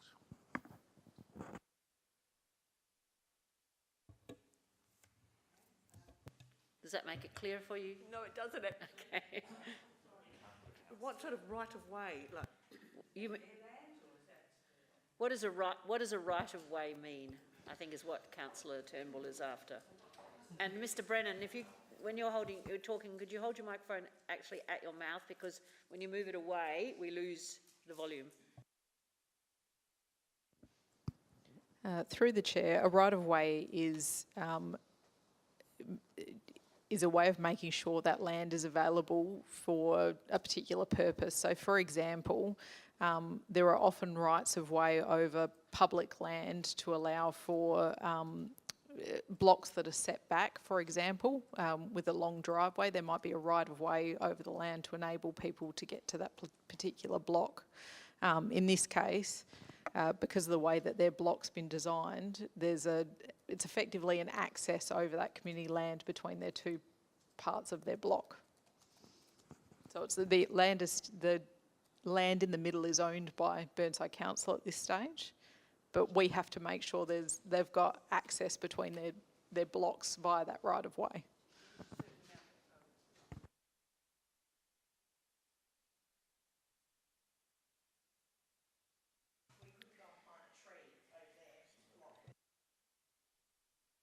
Councillor Hughes.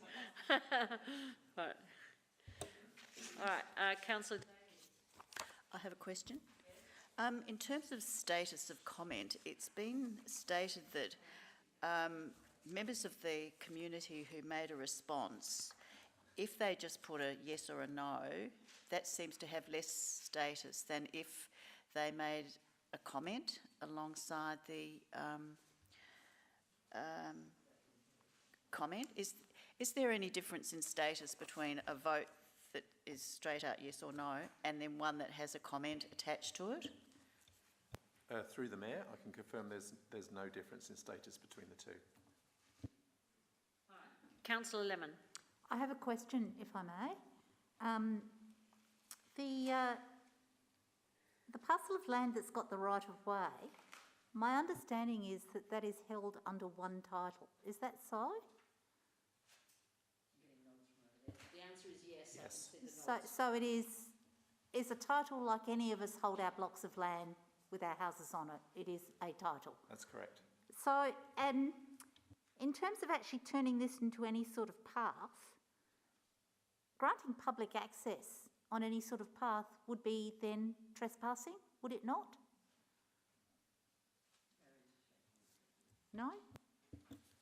Could we get an explanation, just a definitive answer from over there? Ms. Thank Kennedy. you. Thank you. Through the chair, no, it wouldn't be trespass because that land is community land at this point in time. We just have to make sure that we're maintaining that right of way so they've got access between their two parcels, but it's not a right of way that no one else is able to use. It just needs to be kept free so that they can move between those two parcels. Right, Councillor Jones, you have a question. Yes, I have got, this is a follow-up to Councillor Hughes' question. First Creek runs in open channel quite near to my house and quite near to Councillor Hughes' house and seems to quite merrily cross under Glenburn Road and Greenhill Road without any problem. Second Creek goes onto Hallett Road and it goes onto Glenburn Road. So I'm stuck a bit as to quite how restoring Stonyfell Creek to open channel would cause a great problem by the fact it's next to a road.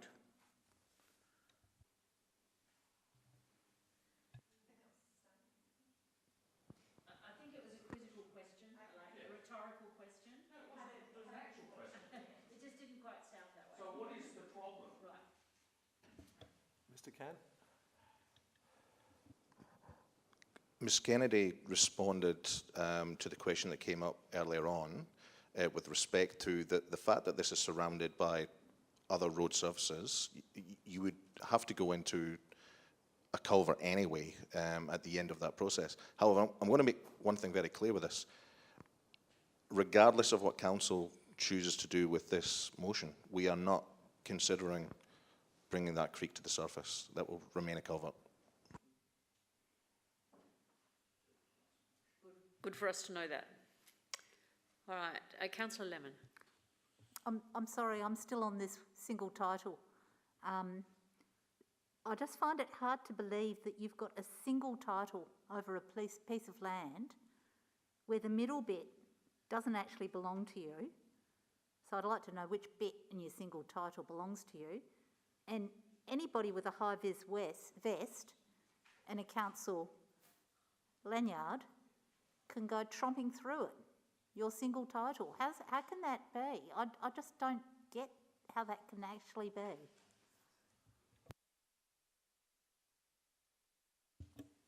Through the Mayor, all I can say is that it is one title. I can't explain why that particular scenario is considered as one, but legally, in the Lands Title Office, it is one title. Councillor Piggott, you've got a question. Well, sort of. I was just going to make a suggestion of the fact that that block has got no street frontage without, well, no, it's not, the bit behind our bit after the right-of-way has got no frontage, I don't think, without being attached. Is it possible that that's the reason it happened? It does seem, I share that it seems weird, but I just question whether that might be the reason. Through the Mayor, I can't give you a definitive, but certainly in our experience, the Land Titles Office would certainly avoid at all costs landlocked parcels of land. Is there anyone else who wishes to speak or ask a question? Councillor Henschke. Thank you, Mayor. Would the river red gum, is that a significant tree and it would be protected, or could it be felled? Thank you. Through the Mayor, yes, it is a significant tree and will be provided with the protections accorded to a significant tree. Can I ask a follow-up question?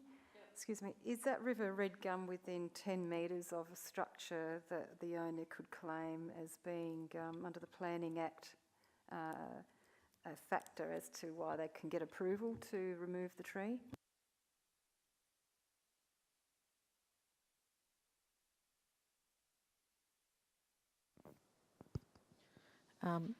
Through the chair, the river red gum at the front of number 57 sits on the border. It sits on the border of public and private land at the moment. However, it is captured in council's tree management database, and we're maintaining that tree. And that wouldn't change regardless of what happens in terms of the sale of the, or not sale, or community land revocation of the land behind those blocks. Any further comments, questions, debate? Failing that, then I will... Oh, sorry, Councillor Hill. No, I was going to speak. Look, I have really struggled with this one over the last few days since reading the report, because I think the community consultation, and yes, it gets a percentage outcome, and yes, the majority of people don't support that, but I think it's pretty clear from reading the comments that some people actually thought that we were trying to sell the whole reserve. And I don't know, you know, I know we can't go back necessarily and ask the question of the community, but I guess I've done two things. I've put myself in the shoes of people that live in this house, and I think the people in number 4, like, you would just be beside yourself as a homeowner. And I know that as a homeowner, you have an obligation to understand your title. Don't get me wrong. You do have that obligation. But when you move in and something is as it is, you just assume that this is as it is. So if there's and we do have other laneways within the city of Burnside, and they are historical laneways that have been there for a significant amount of time. But I don't think certainly in our term, and I don't know whether it's happened in the last term of council, have we created a new laneway. And essentially that's what this would be doing. And I can't see the value that that would add to the community. And I think I completely agree that this is not just about 1 or 2 residents, and it is about the whole of the community. But I also think, what value does this space bring to people in our community? And I would much rather be able to invest money in upgrading that current reserve that's there. The money that we get from this, we could actually make that park something incredible. And then appreciate to be able to finish what I'm trying to say. So, Councillor Davey, that's the second time you've interrupted. Oh, I'm terribly sorry. My apologies. Well, we all have the right to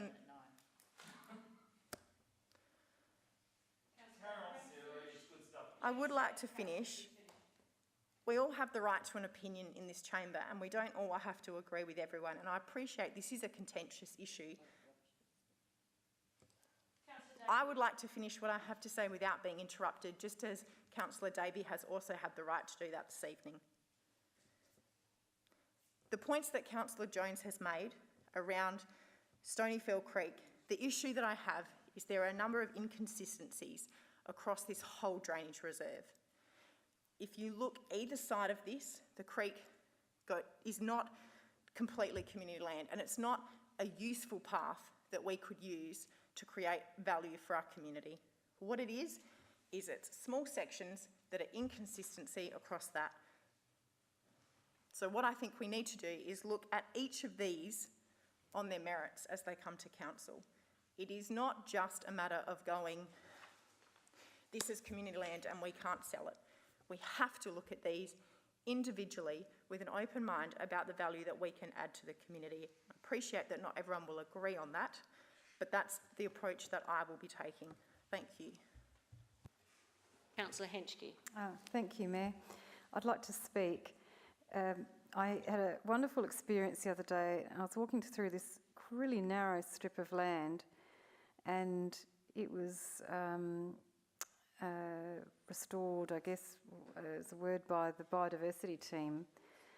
And it was only a few metres wide, and it ran along a little creek area, and people's back fences were all, you know, parallel to this area, but the few she oak trees, the litter from all the red gums or gum trees, little trees that had been planted, and the logs that were placed along to make a pathway was just absolutely beautiful. And then I came to the end of the path, and there was a fence that went across the creek. You know, it was like a remnant, if you like, of the whatever used to all be there. It would have been a, you know, kikuyu infested area, and it had been completely transformed by the team here. It was astonishing, so beautiful, so peaceful, and I really enjoyed it. So I really think a lot of these bits of land can be transformed. You know, it'd be ideal if, you know, like Councillor Jones's vision is about restoring back to creeks and seeing, you know, water running, etc. But even just how quickly, you know, our Australian flora can make a space absolutely beautiful. So, they're my short thoughts. Thank you. Is it Councillor Carboon? We haven't heard from you on this. Some might say that's a good thing, Your Worship. Everyone's The entitled to golden their say. rule in politics, the greatest good for the greatest number. And if you don't understand that rule, you should not be here. How can this land, keeping it in community hands, how could that possibly be the greatest good for the greatest number? Okay? Let's get out of these fantasy worlds of going down, you know, narrow strips of land on a Sunday afternoon and so forth. It's a joke. It's not going to happen. No one's going to go down there. It's a dingy, weird, narrow block of land that no one will use. And it's valuable. It's valuable. We can sell it and invest those funds to achieve maximum greatest good for the greatest number. We can sell this land to buy a playground. How many people are going to use that playground compared to the number of people who are going to go on this land? Do the maths in your head. No one will use this land, but people will use that playground. And that's one example. Who knows what else we could do with the money? So just think about it for a moment. We've got land that is very valuable and no one will use it. So why the hell would we keep it in community hands? No one will benefit and will potentially crush the lives of quite a few. Do the right thing, support this motion, and do the maximum good for the maximum number of people in this council. Deliver value for rates. Deliver value from this land. Right, are there any further questions? I think everyone... technically we're not supposed to. However, you're not allowed to, so they're coming back now anyway. We have a quorum, so therefore the meeting goes ahead. But I do want to add that Councillor Hubel, we need to record it, that Councillor Hubel left during the break. Have you got that down? Okay, good, fine, because he wasn't well. And I just wasn't sure if I missed you recording it. Okay, so we have back to Councillor Cornish, who moved the motion to begin with. So I'll now seek your summing up. Thank you, Worship, and I will obviously try and do a bit of a convincing job. I think we're quite on the line here. Look, this land has been open space. They can't build on it. It has been open space. It's grass. They've got shrubs on there. They can't build on it because we need access to the drain. They can't build on it. But what it hasn't been is available to the public for the last 50 years. There have been fences around it. No one's been able to access it. It hasn't been community land for the last 50 odd years. So, and I'm very concerned. We've talked about Stonyfell Creek, which is very true. This is exactly what it is. We've got the property across the road. It's the exact same situation. No easement, no agreement, no nothing. We're going to be knocking on their door, get off. The property behind them at number 23 Orange Grove, it's a series of apartments units. They were lucky enough to get an easement over this piece of land. So they do have an easement over this. So it's their land. Then you go across the road and you're into heritage, like, you know, building territory now, and I have no idea exactly where the creek runs because it's not very clear when you go through that area. But if you go downstream from here, from the actual park, there might be 2 other properties that you're going to have to start knocking on the door and say, get off our land. There's going to be a run here on this particular issue, let alone number 4, Spencer, 1 certificate of title. I asked Magnus, how often does one certificate of title have community land that just divides it into 2? He goes, it's very rare in metropolitan Adelaide. It's majority of the case it happens in regional areas when you've got a huge farm and they need to put a road through it. It's absolutely extraordinary. The poor people at number 4 are going to have to walk through a public park to access their backyard, their swimming pool and their tennis court.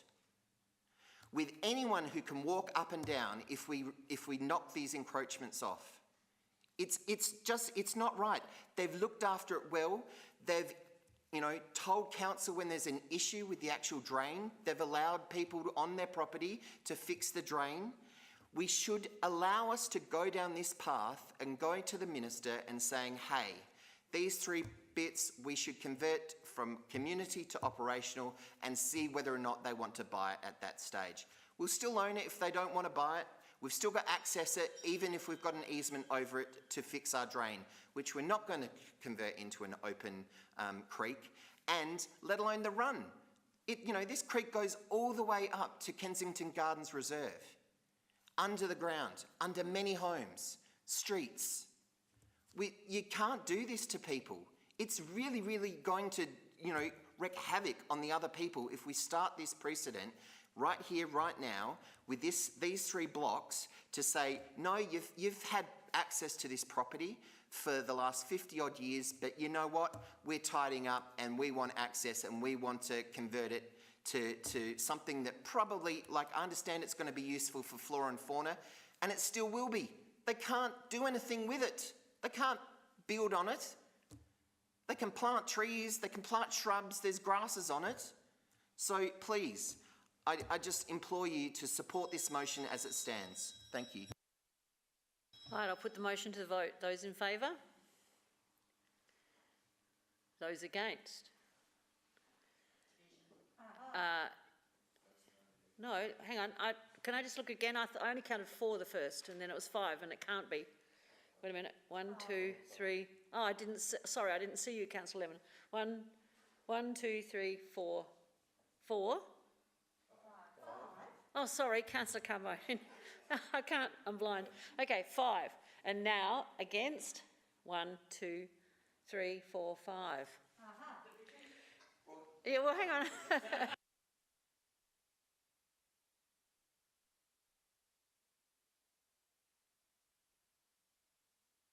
I think I'm concerned about precedents, but then I'm also concerned about the people who have occupied those properties for a long period of time. So I'm actually inclined to support the motion, so I will support the motion. Myself, and that is Councillor Cornish, Hughes, Piggott, Lemon, Carbone and Monceau. Those against, Henschke, Davey, Turnbull, Dawes and Jones. So the motion was carried.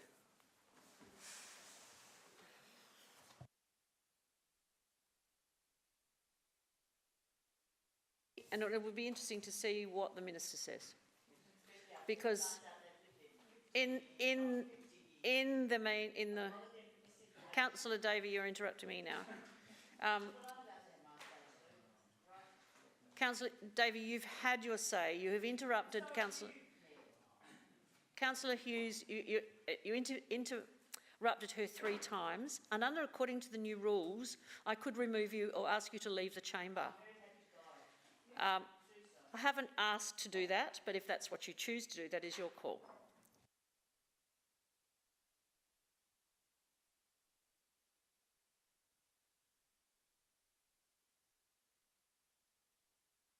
George Bolton Swimming Centre, which I think is actually yours, Councillor Piggott. In the spirit of the evening, I'd actually like to just put a slight difference to the officer's recommendation, and I would like to effectively put in a number 2 between the current 1 and 2 to say approves the installation of solar panels on the George Bolton Swimming Centre in the 2022-23 financial year.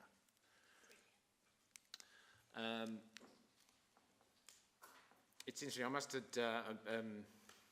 I smarted a bit when you see the difference between what it costs to put a gas system in and what it costs to put an electric system in.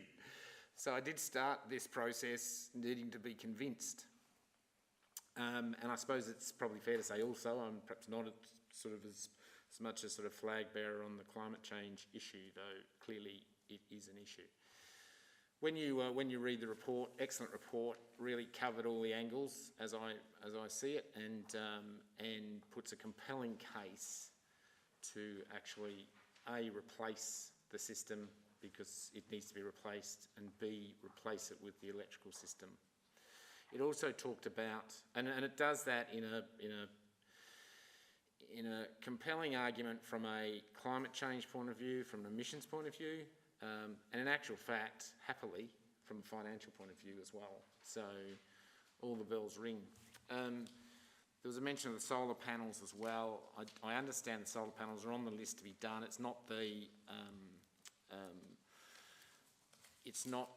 it wasn't at the front of the queue in regard to solar panels because it's an area that's got a lot of trees and probably they won't be as effective. But again, from a financial point of view, and I think this is actually quite a landmark project in the council's leadership in regard to addressing emissions, and I think the inclusion of solar panels in the same hit is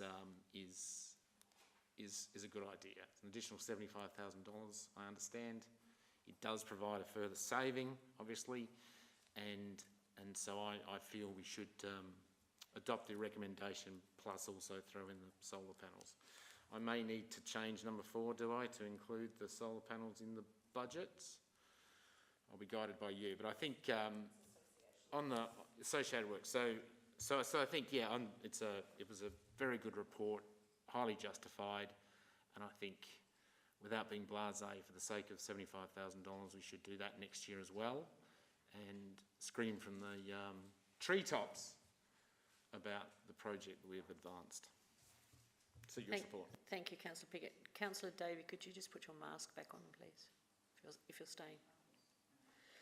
Now, Councillor Lemon, you are next. Yes, thank you. I'd like to second this. The heating for the swimming centre is the centrepiece of our capacity to make our emissions targets. And whilst solar panels are a big capital cost, and putting into electricity is a big capital cost, the savings are immediate. And I think that this is excellent. Thank you very much, Councillor Piggott, for making the change that you've made. We really needed to do this, and I'm really glad that it's here. I'll commend this motion to you. This is something we've worked towards in terms of our climate change and carbon footprint, and I'm very, very happy to support this, and I hope everybody else is too. Councillor Henschke. Thank you, Mayor. question regarding the solar panel amendment here. The timing, is this timing doable, or would it go into the bit of next financial year after that as well? So would it be 2022, 23 and 24 possibly? Would that be helpful or not? Through the Mayor, we're happy to accommodate that change to the motion, and it's doable in the next financial year. Okay, thank you. So I'll speak briefly. Yeah, I think this is the first time I've seen, in my time in council, a net present value. I thought, oh, wow, fantastic. A benefit cost analysis. Yes, that's what engineers like to see. So I got so excited when I read that. And also one with shadow benefits, environmental benefits and all of that. So thank you very much for that. That's really helpful. Councillor Hugh. I was just going to ask the administration, how's that 3.5% looking? Still good. Through the Mayor, we're hanging in there. It's all good. Davey. Yes, I have a question. I have a question. How will this come back to us as a project plan for progression? My concern, it relates to the if option 1 goes ahead, or which of the options is chosen, and whether we would have an input into an oversight of the vegetation renewal in the swimming centre that will be necessitated by these changes. When will we get an opportunity to have input into that? Mr. Camp, please. Through your worship, it wouldn't be my intent following the council resolution to bring this back to council. However, more than happy to share plans as they progress via information documents, as well as providing updates in the monthly CEO report. And as always, more than happy to meet with any interested elected members out on site, and we can talk about vegetation as required. I have no more names on my screen at the moment. Does anyone else wish to speak or ask any questions? Councillor Davey? I'll ask a follow-up question. Is it guaranteed that there will be vegetation replacement for the vegetation that will be lost in, I assume we're talking about option 1 of the upgrade, the space that's needed to upgrade the new pump, the centre with the new pump, and how do we know what's actually going in and where it will be located? Through your worship, that ended up being a 2-point question. I'll answer the first part first. Yes, as indicated within the report, and also the email that I responded to all council members yesterday, and I'm happy to clarify publicly tonight. Yes, we will replace those melaleucas that are being replaced with other vegetation. We'll look to the south of the swimming centre building. With respect to how we continue to involve you in those discussions, I'll refer back to my previous answer. Any further questions or debate? If there are none, no comments to be made, then Councillor Piggott, put it the motion. All right, those in favour? Against? Carried.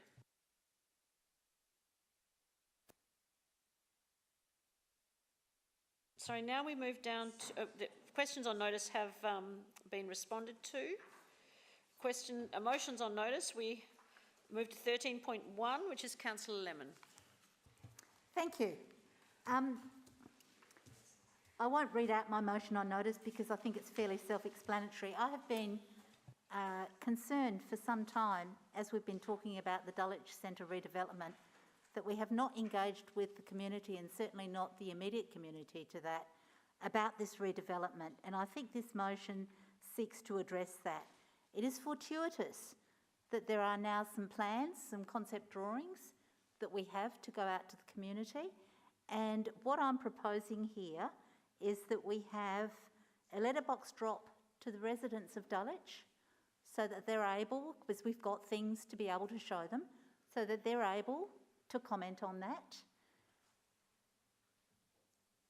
That the comments, that we give them the opportunity to comment on it, that we have an article in the winter edition of Focus, which fortuitously is something that we can do easily, and it's not that far away, and that we have information on the usual social media channels, which gives everyone in Burnside an opportunity to comment on the drawings that we currently have for the redevelopment of the Dulwich Centre. One of the reasons that I've been nervous about this is that it became quite clear with our deputation tonight, and I already knew it. We haven't actually consulted with the community since 2017. We consulted very, very thoroughly with the user groups of that community centre, of which, and I spent today having a look back at the meeting of the 28th of September, at which you talked about this Dulwich Centre redevelopment for over an hour. So I feel like I've been in a council meeting for much longer than the rest of you today. And what you all talked about was that you'd actually consulted and consulted and consulted. Well, actually, it's clear that we haven't. We haven't consulted with the people on the street. And the people on the street have probably got a lot of really good ideas about what could be done to make it easier for them to be neighbours and live on the street. And I think, given our procedural leanings towards community engagement is important for this council. We engage on pretty much everything, and we bring the community with us whenever we do something. What we're planning to do here is a $1.3 million redevelopment, and we haven't talked to anyone except the user groups. And I don't think that's good enough. And I think this motion gives us the opportunity to allow at least the neighbours, but certainly the people in Dulwich who are mostly affected by this, to have input into these plans and how that centre's going to work for them. And it also gives the wider community the opportunity to have input into these plans, given we're choosing to, we are likely to spend $1.3 million in this redevelopment. And I really don't know what else I can say, except we tend to go out and consult for pretty much everything, and I'm just gobsmacked that we never went out for consultation for this. And we should have gone out for consultation months and months and months ago, and we didn't. And it was clear to me from our deputation tonight that was really in error, and we've let our community down. So I do hope you support this. I'm not asking for a lot. I'm just asking that we take what we've got, our plans, and see if our community approves of them and can perhaps even improve them. And so I hope you support this. Councillor Hughes, you seconding? I am happy to second this. I think it's a good idea, as Councillor Lemon said, to see whether there's any opportunity for refinement or improvement, because I agree, at the moment all we've done is ask the paid users. We haven't actually asked the community. So I'm more than happy to support this and don't think I need to add much more. It's all been said by Councillor Lemon. So this I'm just clarifying for perhaps people who are not sure, although to me this is very clear motion. This is not asking for a condemnation of the project at all.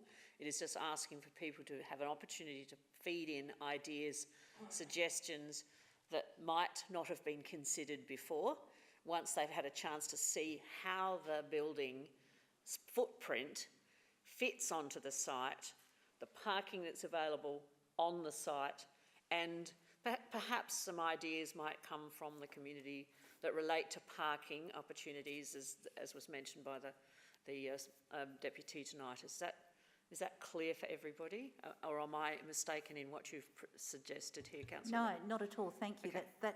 And also things like screening plants that stop noise, that sort of thing. Yes. I think is what we can look. This is looking for enhancements from the people that live in the area. You know, the people that use the centre And the hirers of the centre aren't necessarily people that live in the area. And we have had quite a change in the hiring and the usage over the last few months that has happened as well, which may or may not impact. But I think when people know how much the footprint is actually occupied by the development, they will perhaps be less fearful of those changes because they understand better. So I do understand your motion. I don't have anyone on the screen. Thank you, Worship. I will be supporting this motion as it stands. I received 2 calls today from local residents in Dulwich supporting this motion. One is a current user of the facility as well, who would like to see this go back out to consultation again for further input into the design. And the other one was the deputy actually spoke to me today. So I will, I will support this motion. Councillor Henschke? Oh, thank you, Mayor. Yes, it was. I'm sorry to hear that the resident and the deputation tonight was so upset. But it was a good opportunity to ask questions of the resident about their experiences living next door to a community centre, and hear her answer to my question about what they experience, with access at night time, and to hear that people turning up at all hours, at a centre. Oh my goodness, it's horrible. Apparently the cleaners turn up, randomly, and that's a bit unsettling if you're living next door to anyone, So that's really good to hear, and engagement. The more we engage, the better we perform, and we're really good at engaging. Like when we've got to deal with things like curbs and gutters and bitumen. Send a flyer out. It's like automatic pilot, and for some reason, we just didn't chat to the neighbours enough and so forth. So. I guess the project management framework is, as projects developed, there's always consultation that happens in our framework, to engage. So the thing about people turning up at night, with a renovated centre, those old key systems will go.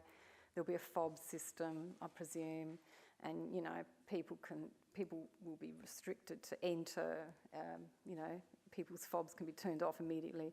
So it's a really good thing. The sooner that these renovations happen, improvements like security can happen, because at the moment, it's pretty unacceptable. And so that's what I see is that we do need to engage to really specifically understand the needs and address them in the detailed design phase of a project, which is what we do when we project manage a project. The architects do that sort of thing. So finally, however, unfortunately, I won't be able to support the motion because the way it reads, the discussion in 1.2 says that it's not correct that neither the local community or Burnside residents generally have been given information on these plans. The fact is there has been information given on these plans to various parties, so I won't be supporting that part of the motion. Don't interrupt. You'll have your opportunity to speak when you sum up, Councillor. No, I'm asking a question. Oh, okay, fine. Can you tell me if there's been any consultation with residents of Burnside about this, with the plans, at all, with residents? You mean outside of user groups? Outside user groups, yes. I'll refer to Mr. Camp, please. Through your worship, not with the current plans, no. All right, so anyone else wishes to speak? Or make comment or ask question? All right, then I will go back to... Yes, you've got a question? No, sorry. So I'll go back to Councillor Lemon. Thank you. Well, I'm hoping your silence is because this is all very clear. I just want to pick up on what Councillor Henschke said about not being able to support this motion because of 1.2. The truth is, apart from user groups, no resident in Burnside has actually been consulted over these plans, not one. That is the point of my resolution. That is the point. I am not wrong. The reason I've got this before us today, I'm not wrong. The reason this is here is because we've consulted. We have not consulted with our residents at all. We have not. As a council, you may have, as an individual, but the council has not. And I think that's wrong. And I'm hoping that you'll support this. I'll put the motion. All those in favour? Against? Carried. Now we move to Ashley Avenue, 13.2, Councillor Carbone, Ashley Avenue, Glenunga land purchase. Yes, thank you, Your Worship. We have a small reserve in Glen Osmond, and it's been there, you know, forever, right? At the rear of the reserve, there is a row of 100-year-old plus olive trees.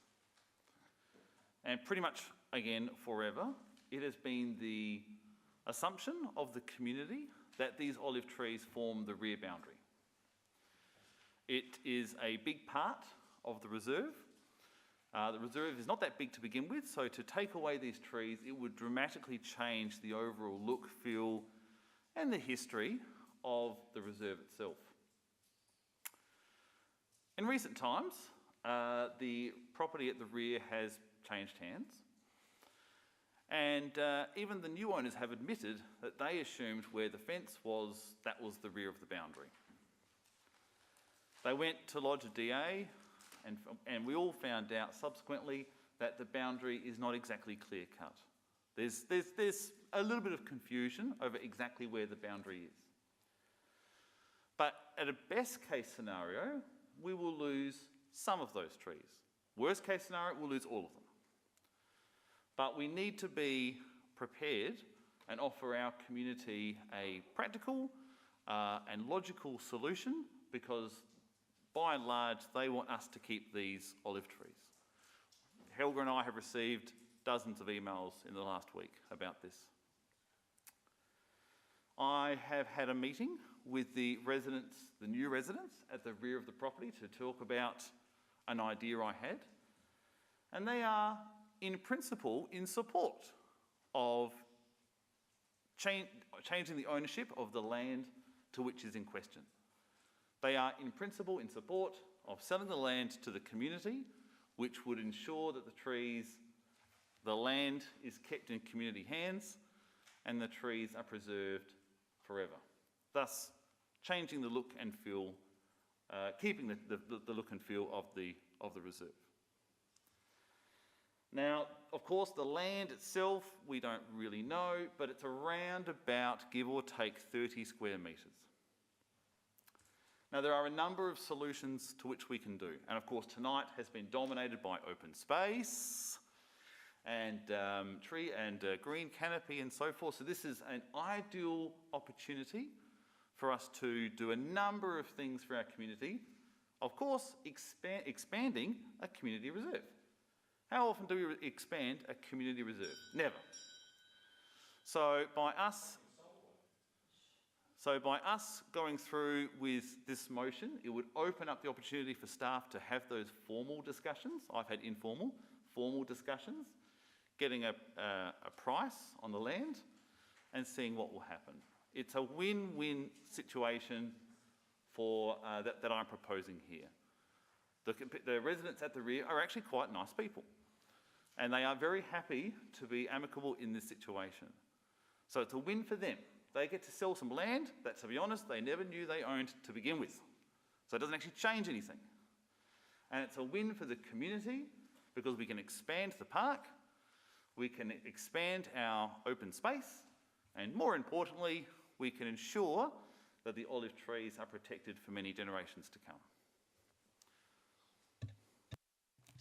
I seek a seconder.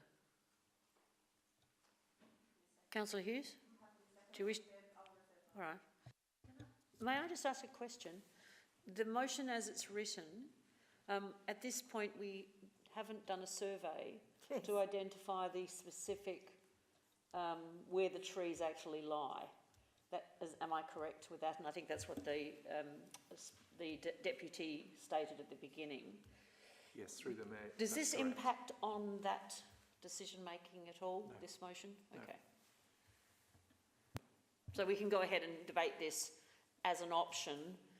If it turns out that when it's surveyed, that the land is already council's land, it's not an issue at all.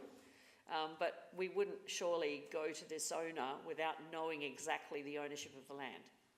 That's, through the Mayor, that's correct. Right. The first action we would have to undertake before we could pursue this is obviously to have the land and the trees surveyed to determine the ownership. Because I do understand that it was part of the original Ben Acre estate that belonged to the Lewis family. So, and that was also stated, of course, by the deputy this evening. I just wanted to clarify that before we went any further. Councillor Lemon. Thank you. I was going to say ask the same thing. But what I'll do is then I'll ask a different question, which might make a difference. Because I think that I've got no issues with this, but I think it's premature. I think the first thing we have to do is do a survey, and my understanding is that the survey was going to be conducted by the owner of the land in question, but we were awaiting him. And I think that if we're going to pass this resolution, we need to do it. This is now council business, and we need to do this survey. So do we need to vary this motion so that point number one is we conduct a survey? And then depending on the outcome of the survey, then you've got what is now point number one and point number two.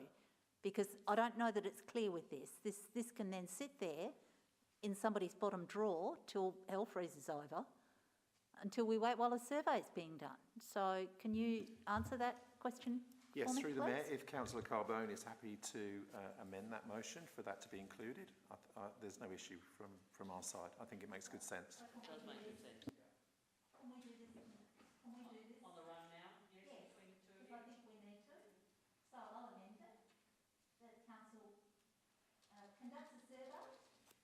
So we've got that council. So that council conducts a survey to ascertain the boundaries of Ashley Reserve. And we may as well ascertain all of them at this stage. Side ones as well. And depending on the outcomes of this survey,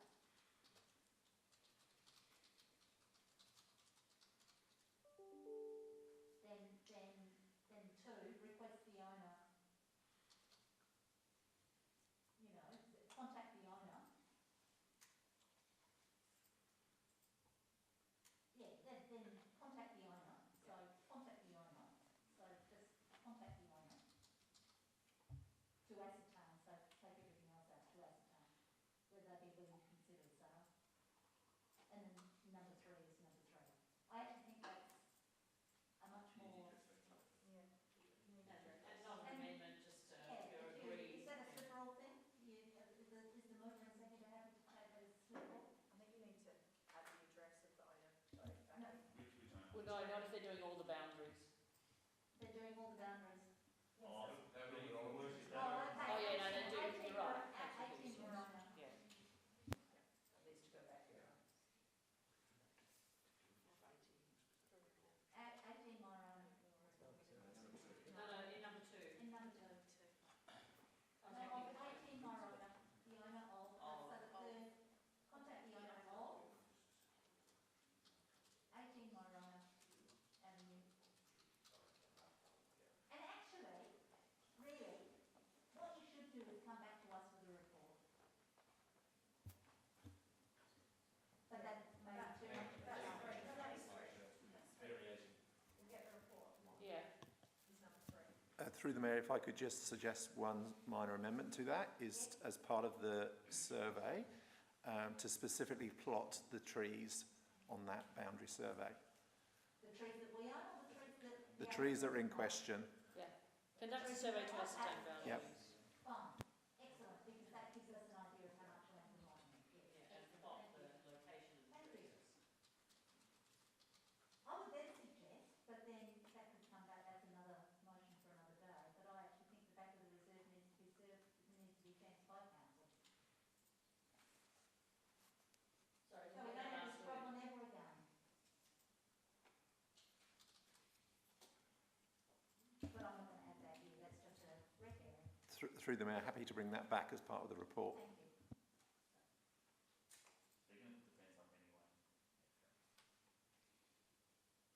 So, mover and seconder happy with that now? Sorry, that was my intention behind it all. Yeah, I appreciate that, but it just makes this clearer. That, you know, step one, we do the survey.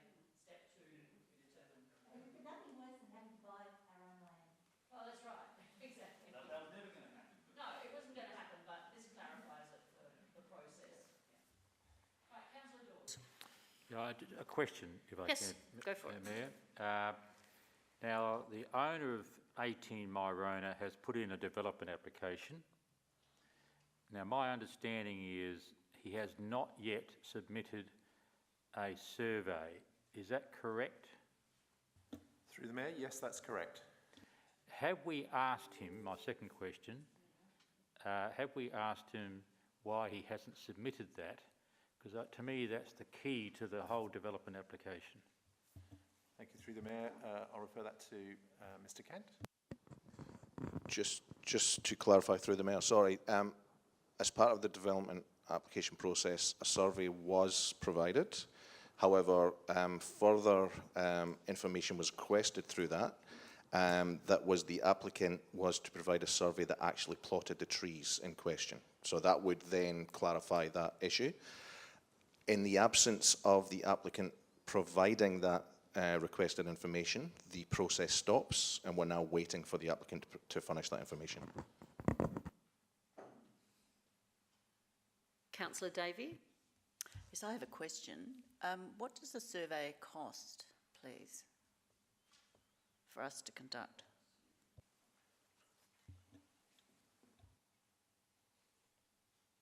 Can I refer that to you, Mr. Kent?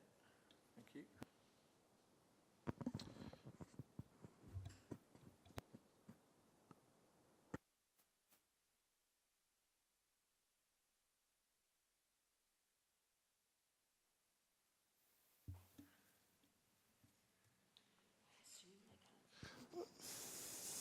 Through your worship, it can be anywhere ranging from 1,000 to 2,000, depending on the size and complexity. We'd expect this to be the lower range.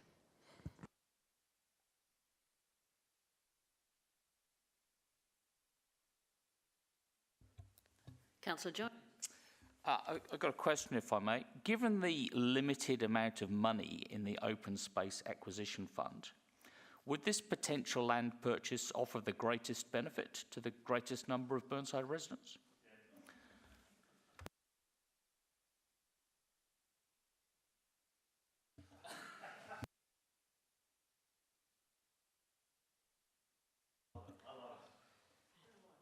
Through the Mayor, perhaps we could ask Councillor Carbone to include that in his summing up.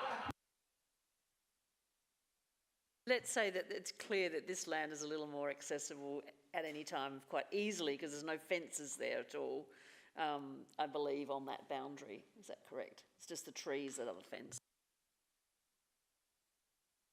All right, is there anyone else who wishes to add comment or questions, or Councillor Henschke there? Yes, thank you. I'd like to know, through the Mayor, the question of this protection of the olive trees as we have across Adelaide and North Adelaide. Is that something separate to this, or? Totally separate. I think that's, yeah. And we are aware anyway of the olive trees that are within the Burnside district that are protected under state heritage anyway. And that includes pockets of them in different places, including the McGill Stone Mines and obviously Beaumont House and the areas near there and down in Greengate, Crescent. And so we're aware of all of those locations. Excellent, thank you. Is there anyone else who wishes to make any comment? Because I have an empty screen, so therefore I will go back to Councillor Lemon. No, Councillor. Greatest good for the greatest number, absolutely. This is a reserve, it is a park, people use it, lots and lots of people use it. We are going to do something that is very rare, and we are going to expand the park, and that'll create an even bigger user space. We're going to increase our open space, we're going to increase our green canopy, and more importantly, we're going to preserve these historic olive trees. So if that's not bang for buck, I don't know what is.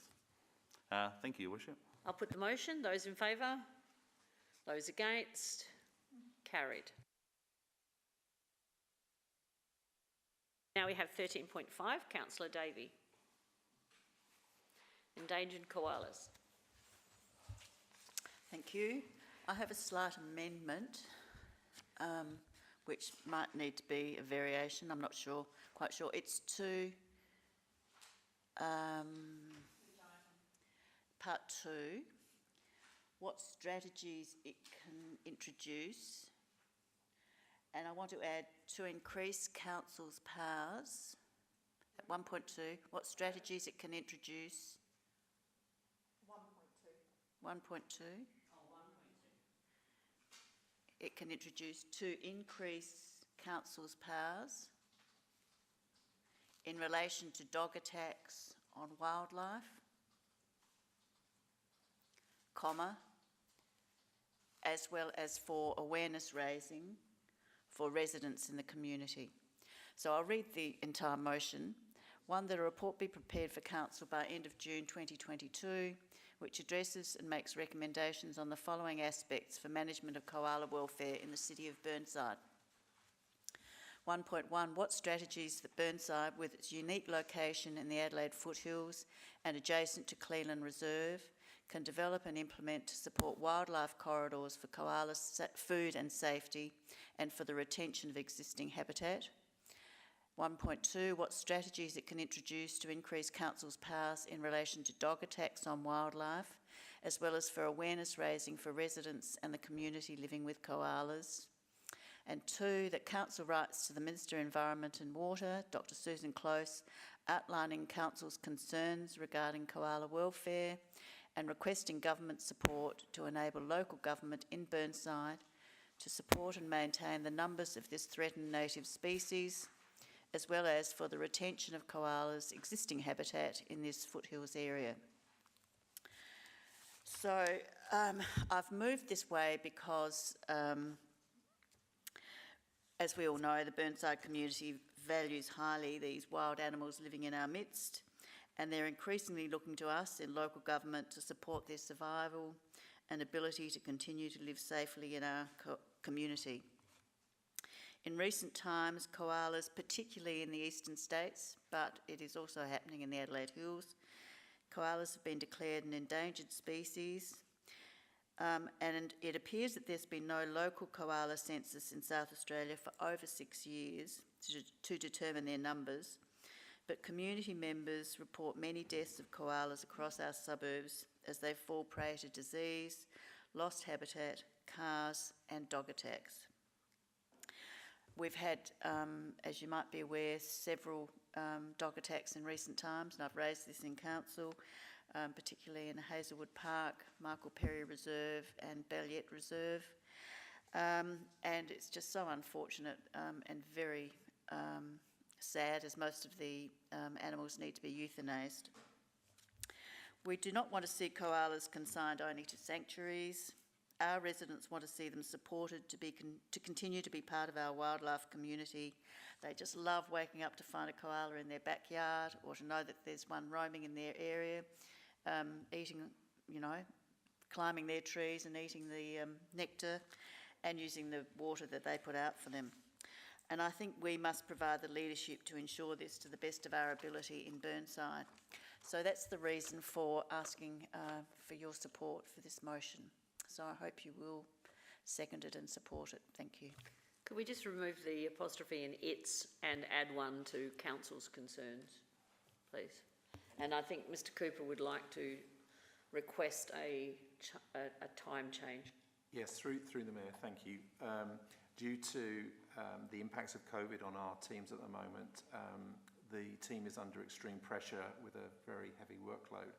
So if I could kindly ask that the end of June deadline is replaced with as soon as practical, that would be very helpful. We just cannot achieve that time frame, unfortunately, at the moment. What about end of July? Would that be reasonable? No, we would like as soon as practical, if that's possible. And what's the time frame would that be? And I'm not dismissing your workload, I know that.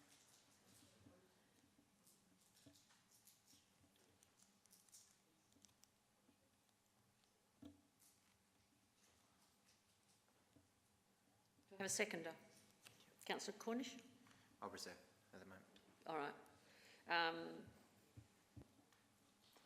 We're waiting for a question, aren't we? An answer.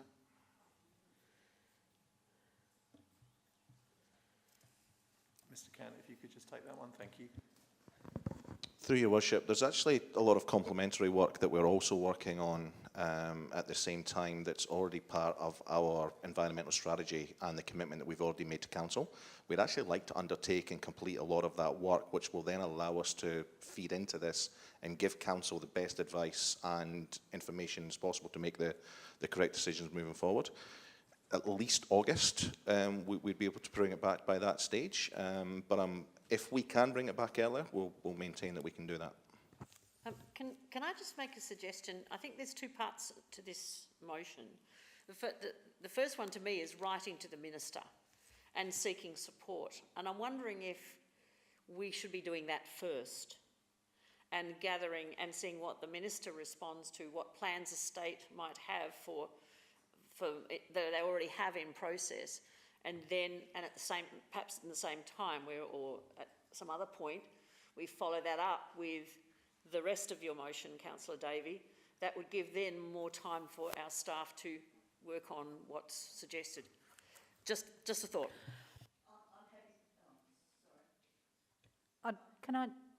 Sorry. Councillor Lemon? I was going to respond to that.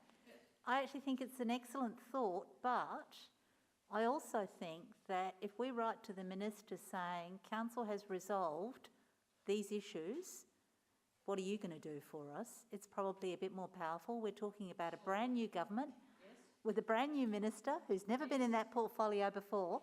So it might be really useful to write, when we do write to her, to say, we've given this considerable thought, come up with these strategies if you've got something you can help us with. Which I think might be better than writing to her now where you're going to get your standard letter back, I suspect. I understand she's very, very strong on environmental issues. She certainly is. I'm happy to amend that then to be prepared for council as soon as practicable, but by end of August. Thank you. At the latest, thanks. It's just I'm aware that our term's running out, so... Yes, the clock's ticking. Thank you.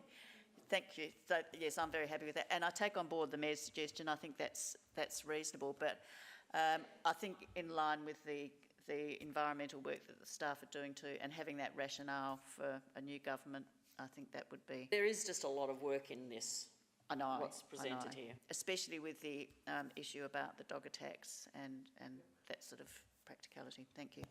Councillor Henschke. Oh, thank you. I spoke to residents a few years ago about koalas, and one of the things they noticed in Stonyfell, perhaps it was Stonyfell, anyway, that's where the resident was from, was that the koalas can't move from one property to another because of the corrugated, well, not corrugated iron fencing, those good neighbourhood fences. And so they were keen for somehow, whether Burnside Council could, when they approve property development, that fence type be a consideration in the development approval to ensure that the fauna can traverse, because they can't actually climb up these slippery metal things. That was the thought, that resident who was very passionate about the koala population in their area. I'm not sure if this report could also address that. That's my question. Thank you. Through the Mayor, unfortunately, it's a completely separate issue, and we're not unable to resolve anything that will impact on the development side of things. It's different legislation. It's going to have to interrupt. It's 25 past, and we have 5 minutes left, or we need to request extra time. So I'm hoping that we can resolve this within the next 5 minutes and close the meeting. But is there anyone else who wishes to speak on this matter? Otherwise, I'd like to see if Councillor Davey is happy for it to go to the vote, or do you wish to speak very briefly? Just reminding we've only got 5 minutes left. Very, very briefly. I take on board Councillor Lillian's comments, and she's very right, but koalas can move around very readily as long as there's trees. They can But those dreadful steel fences don't matter as long as there's trees. So it's to do with trees in our back gardens as well. Hopefully you'll support this. I commend this to you. Thank you. Right, those in favour? Those against? Just looking at the end of the meeting, any other urgent business? And we haven't got any confidential items, but I just will mention the passing of a long-term Rotary Club of Burnside member, Mr. Bill Burke, whose funeral was held this morning. And I think our community groups do such wonderful work for Burnside. It's worth remembering him today. Close the meeting at 10:22, according to this clock. And thank you for your attendance, both at home and in the chamber.